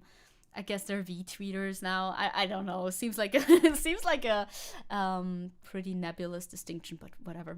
Yes, 8 likes and 17 likes. This is definitely the big opinions. Expressing her intent to stream Hogwarts Legacy. It's the same thing here. People even saying like, oh, I'm just creating a placeholder account on Kick to secure my name. They're getting harassed. But let's read this tweet right here. It's great. Y'all's latest fave streaming on Kick isn't cute. And I can't wait to see y'all rally to defend her, referring to Zentreya, because I'm going to block every single person who does. This is the exact same reasoning people used during the Hogwarts Legacy situation. You knew what Kick was, and you still tested the waters. You had a statement prepared. So he didn't even come up with this weird take about the Hogwarts Legacy situation by himself. He took it from somebody else who was making this weird take, as always. Oftentimes with like Rev's like wildly creative takes, they're actually not Rev's. He just took them from another tweet that was weird and widely creative in a bad way. Like, is maybe Kick is doing something much worse behind the scenes or something that I don't know about, but I don't think so. Unless Kick is directly like made by, I don't know, J.K. Rowling, this is not the same situation. And on top of that, you even pulled out of your back pocket and then you donate it to an organization to show you're not like them. This is sickening. Ladies and gentlemen, it is sickening when a person is harassed for simply wanting to stream on another platform and gives money to a charity. It's sickening when people give to charities, dude. Literally, these people are stuck in the Hogwarts Legacy harassment campaign. It's never changed. It's really just shifting the playing field at this point. They're going to treat this the same exact way as playing Hogwarts Legacy. Yeah, there were certainly like, there's always some people who gotta be the worst and loudest chowdies of the whole group. Like, obviously that exists. There's not going to be like 0 examples of harassments. There's always at least one dude will always show up. They're like Twitch streamers getting one guide, you know what I mean? But in the end, it wasn't the picture that a lot of reactionaries painted of the Pikami situation. She was clearly prepared to move on because of reasons that we know. 8 likes. This is the opinion of all of Twitter, obviously. You're going to get called transphobic, hateful, and all these things for simply looking at Kick. And there is absolutely nothing unique about Kick in terms of having hateful people on their platform. There are hateful people on every single platform, and I don't understand what's unique about this. But let's look at some more tweets. So, well, my main issue with like I said, my main issue with Kick is just the way that they base their whole platform on like the back of gambling, which is something that I just don't really agree with, and I feel like it's a weird kind of vibe to have to a platform. But like I said, don't think that they're inherently basing their platform on hatred. They have the same community guidelines like Twitch does too. So this one right here says, I just want to say this. If that 95-5 split is the only reason you're going over to Kick, then at least it's good to know that you'll throw marginalized people under the bus for a bag. There's no amount of money they could offer me that would make me compromise my morals. Like, I would rather be on YouTube or Twitch, because at least I know those platforms aren't owned by a dude who's an anti-Semitic transphobe with links to Nazis and is the yes man to a sex trafficker.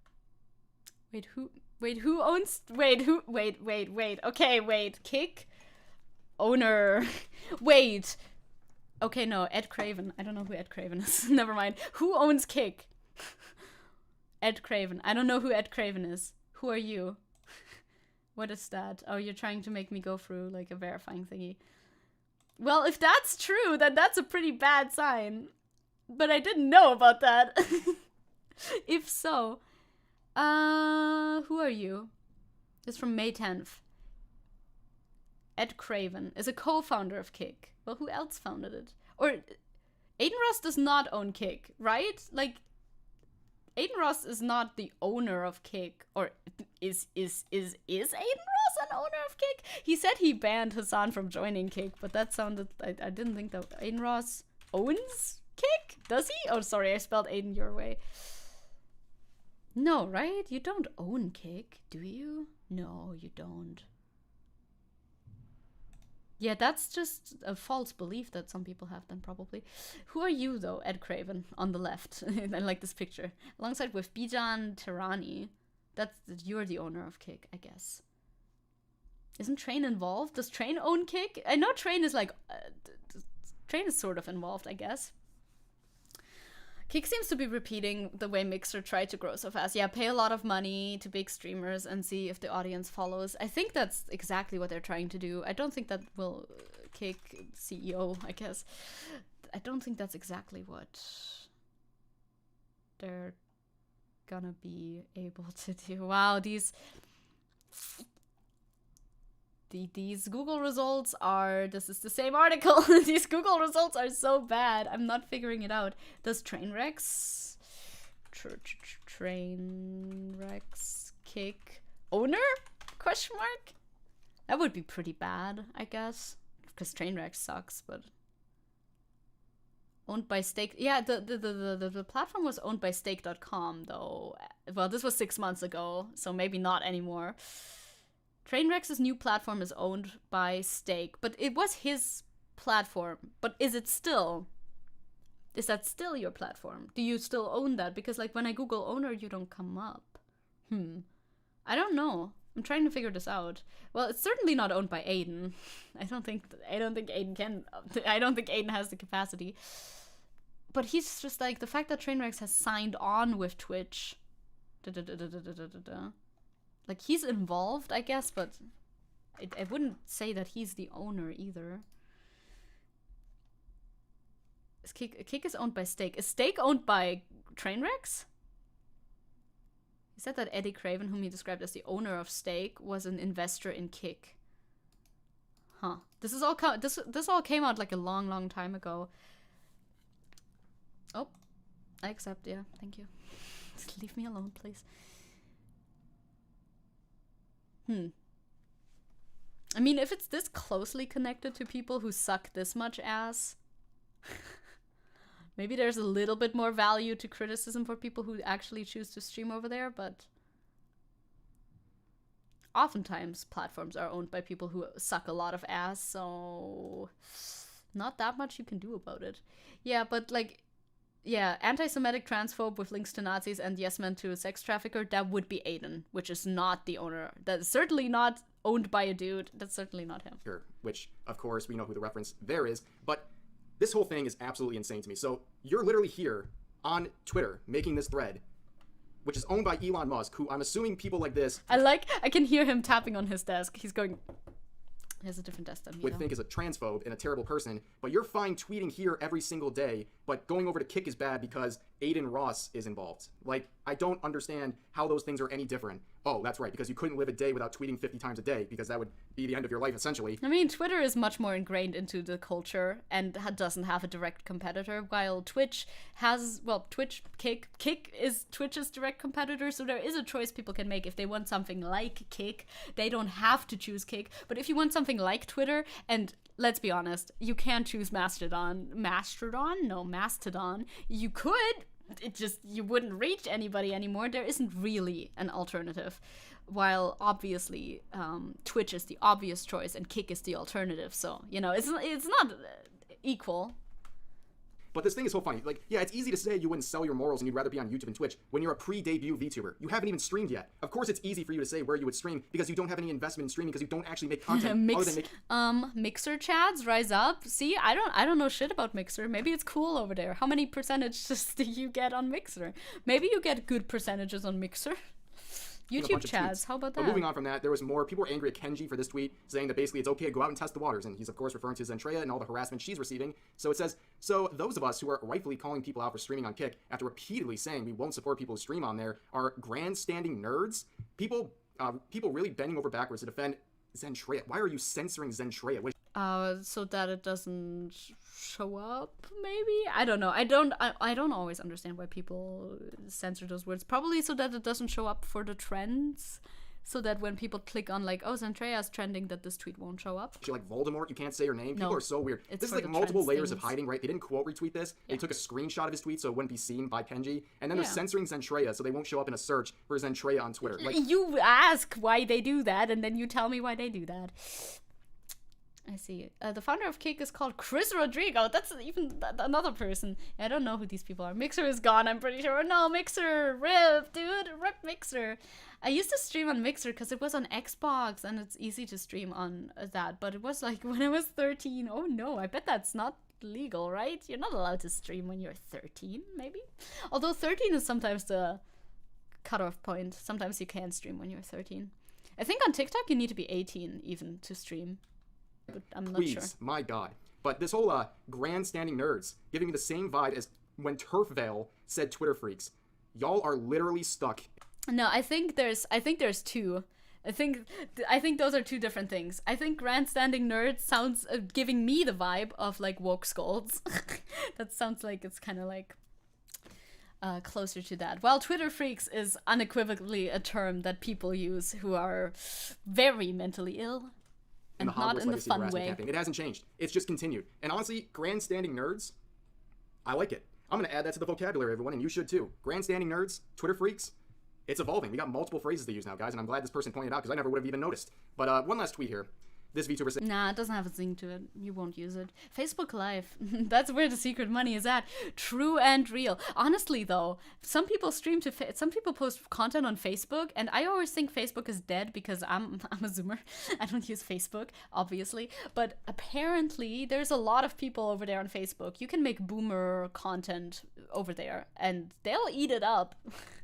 Saying, at this point, if I see you streaming on Kick, you're gone. I don't give a F.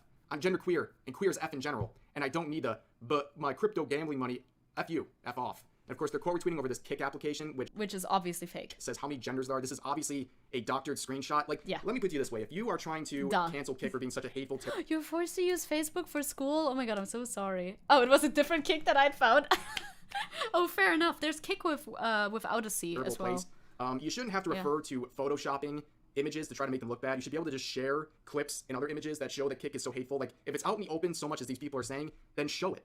I don't understand. And you know what? Even if you do show some, like, yeah, there's going to be harassment. People are on Kick. If there's people on a platform, there's going to be some negativity and hatefulness going on. There is absolutely nothing unique about Kick. There's plenty of hateful, terrible people on Twitch. I mean, some of the faces of Twitch, for example, there's people who have abused animals on stream. There's people who have been alleged to be domestic abuse perpetrators, and they're still the faces of Twitch. They don't care over at Twitch. They're about money too, just like Kick is. The only difference is Kick is actually providing more for content creators. And I mean, and Kick is very, very inextricably linked with gambling and crypto and that sort of shit.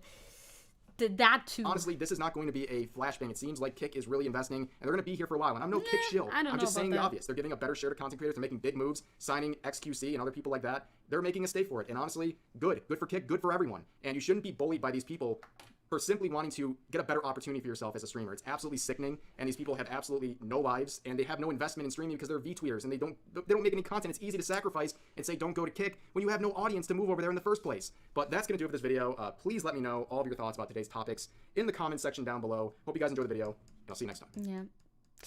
I saw Ref post a video which is like, oh, so we can, oh yeah, I saw that one too in the thumbnail. I only saw the thumbnail. I don't watch Ref videos in my free time because if I want to watch it, then I would at least watch it for content.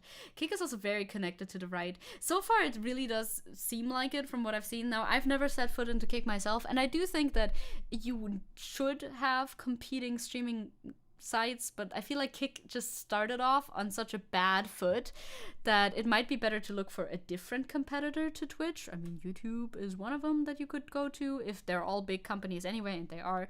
You may as well go to YouTube with this sort of stuff, but Kick should not really be your first choice. I don't think so, but I also wouldn't want to like harass people about trying out streaming on Kick once. I don't think that is the way to go either in this case. Not to be a centrist, but yeah, so we can loot Gwen Daisy, but not Penny Parker. And I was like, staying out of it. I think you shouldn't loot either, personally. Saw some cool art posts and random takes on Penny Parker when she was trending, though. Oh, she was trending. I think some of the reason why it was trending was why she seemed different in the new movie. Or did she? See, I haven't watched the new movie yet. But maybe I'll get to that at some point. I think you shouldn't loot either of them. Facebook is more community-oriented now. That makes sense. Group is like for 90k for like, oh, okay, you have like little communities that you can talk to. No, that's pretty sweet. That's pretty nice. That does sound pretty nice. It's kind of like Reddit in a way, like subreddits in a way, sort of, maybe. Any platform that markets itself away from censorship is going to attract the people that are censored the most. So it's kind of like, it's kind of the job of people that aren't censored to go there to balance the scale. Kind of like, yeah, people like, it's like pro freedom of speech should be good in theory, but in practice, that always attracts kind of like weirdos. So I think if we want to turn Kick into a valuable platform, more people should stream on it. But then again, its roots are kind of rotten, so we don't know. Like, if, you know, the tree looks fine, right? Up from out of the grass, the tree looks fine. Looks like a healthy tree. Good tree. What's wrong with that? But if you peel back the dirt, if you look underneath, the roots are rotten, so I don't know. You lost 2k on roulette bet? Oh no. Well, good that it's not real money, huh? No one say Rumble because that's just Kick but 10 times worse. Now Rumble really markets itself as like the freedom of speech platform, doesn't it? It's like Reddit but easier to read and less terminally online. Oh, that sounds pretty good for Facebook actually. I don't think I'll ever be convinced to go back to Facebook, but you know. Neat analogy. Thank you. Canon the Canon event, obviously.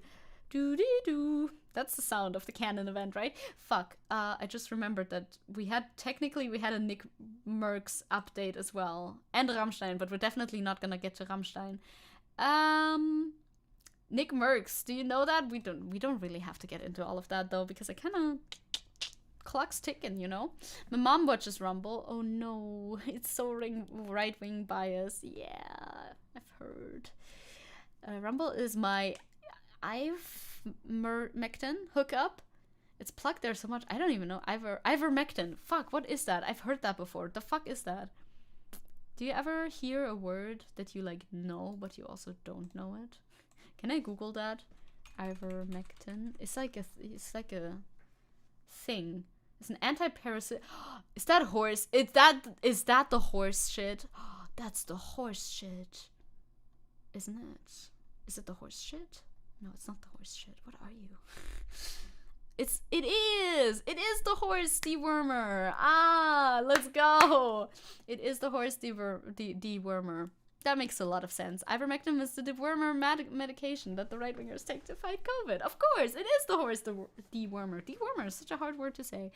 So maybe we'll talk about that next time. Although I don't know if next time Nick Merckx is even more like relevant anymore. He isn't anyway. He's just currently. I can give you a quick overview. Vosh is coming to deworm those horses. I mean, they gotta stay healthy, you know. Wait, does Daily Motion support live stream? wait, what? I don't know. I don't know if they do. So Nick Merckx was the guy. Call of Duty has skins there. Not anymore because he supported anti-LGBT protest shit. Dumbass. Whatever. He's currently fighting with Hassan. I think there's a couple people are fighting with Hassan. Nick Merckx and Dr. Disrespect are fighting with Hassan because of the whole Nick Merckx situation. And Hassan made a joke about something Dr. Disrespect's divorce. It was fairly funny. Actually, I think the joke came from chat. I don't think it was even Hassan's joke. I don't even think he thought about it. Everyone is fighting with Hassan. Hi, Juno. Normal. That is like that. That do be like that most of the time, though, to be fair. And then, Dr. Disrespect fired back with something, and then Nick Merckx was like, this dude is dead to me, yada yada, very sad. It's not that newsworthy, but I keep seeing it on my feed, so I was like, maybe I'll talk about it. There was this one tweet that I can show you. It's him against the world. Well, yeah. Sometimes it do be feeling like that. Nick Merckx claimed that everybody who privately reached out amid his controversy agreed with him on his statement. And, tweeter Juniper, whom I like, tweeted this meme. Out on the town, having fun with my life, having the time of my life with a bunch of friends. They're all just out of frame laughing too. They're definitely real. They're definitely laughing too. My friends support my my weird anti-LGBT claims. Obviously they do. Yeah. I mean, he primed his audience to be hardcore socialists for years. Not surprising that they start to turn on him as he does more and more stuff he told them to hate for years. Oh yeah, his audience also turns on him and stuff. I am generally pro Hassan. Myself, I'm pro Hassan. But I do see some problematic takes that he has. He has a bunch of problematic takes. And of course he does engage in a lot of the capitalism. He very much engages in capitalism to an amount that is something the normal person cannot do. And something some people would not do. Which, Yeah, the Ukraine takes are really bad. I can never get on board with Hassan's Ukraine takes. They're just not good. I agree with that. Hi, Jumno. Do you know that Jumno is going to stream soon? Did you know that? Jum, stream soon? Are you aware of this fact? Because I'm gonna make you aware of this fact. Oh, Tenchi here. He appeared. It's my boy. It's the criminal. It's the crime animal. Crime animal. At least he does some political action. Can't give him shit for that. True. He does political action. He does donate a lot as well. And his house usually is like there. He has a big house, yes, but he usually uses it to house his family and friends, and like there's lots of people going and coming through the house. So, hey Tenchi, whoa! I'm petting my boy. Boy pets? Boy pets? Boy pets. Demon Mama has amazing takes. I've started watching Demon Mama a bit more recently. Demon Mama is underrated. I agree. I watched Demon Mama play myhouse.wad recently. Usually I don't catch a lot of Demon Mama streams, but I want to catch more of them because I like her vibes. It's all vibe-based. It always is. Yeah, Juno's doing a watch-along into and across the Spider-Verse movies. Obviously, super duper legal. I mean, duh, Juno's at the theater in 22 minutes. That's how watch-alongs work. So if you want to watch a watch-along, it's gonna happen. You should play My House or What too, not gonna lie. Honestly, I could. It's pretty cool. It's pretty cool. Oh, you're in Demon Mama's side chat? Well, maybe I should join then. I've never been before. I've never been to the side chat before, but I've lurked on occasion. I've lurked. Pretty sure he talked about how donating is just a way for capitalists to appear to be virtuous, but hopefully he understands now that donating is a good thing if the movement uses it responsibly. Yeah, I think there's like two aspects of it.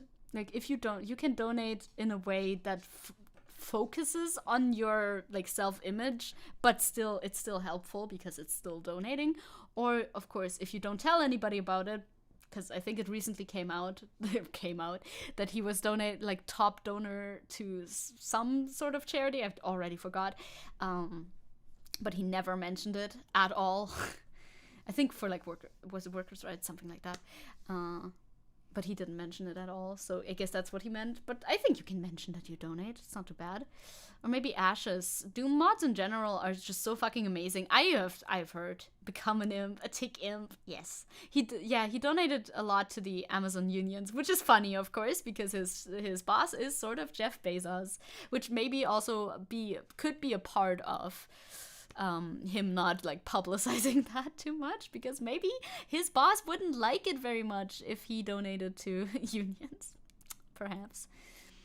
I'm planning on watching that with my sibling when he's here over the next 2-ish weeks. Nice, yeah. I'm also probably, I don't know if I want to watch the movies right now because I don't have time immediately right now, so maybe I won't be there for the whole stream, but I'll be there for the start.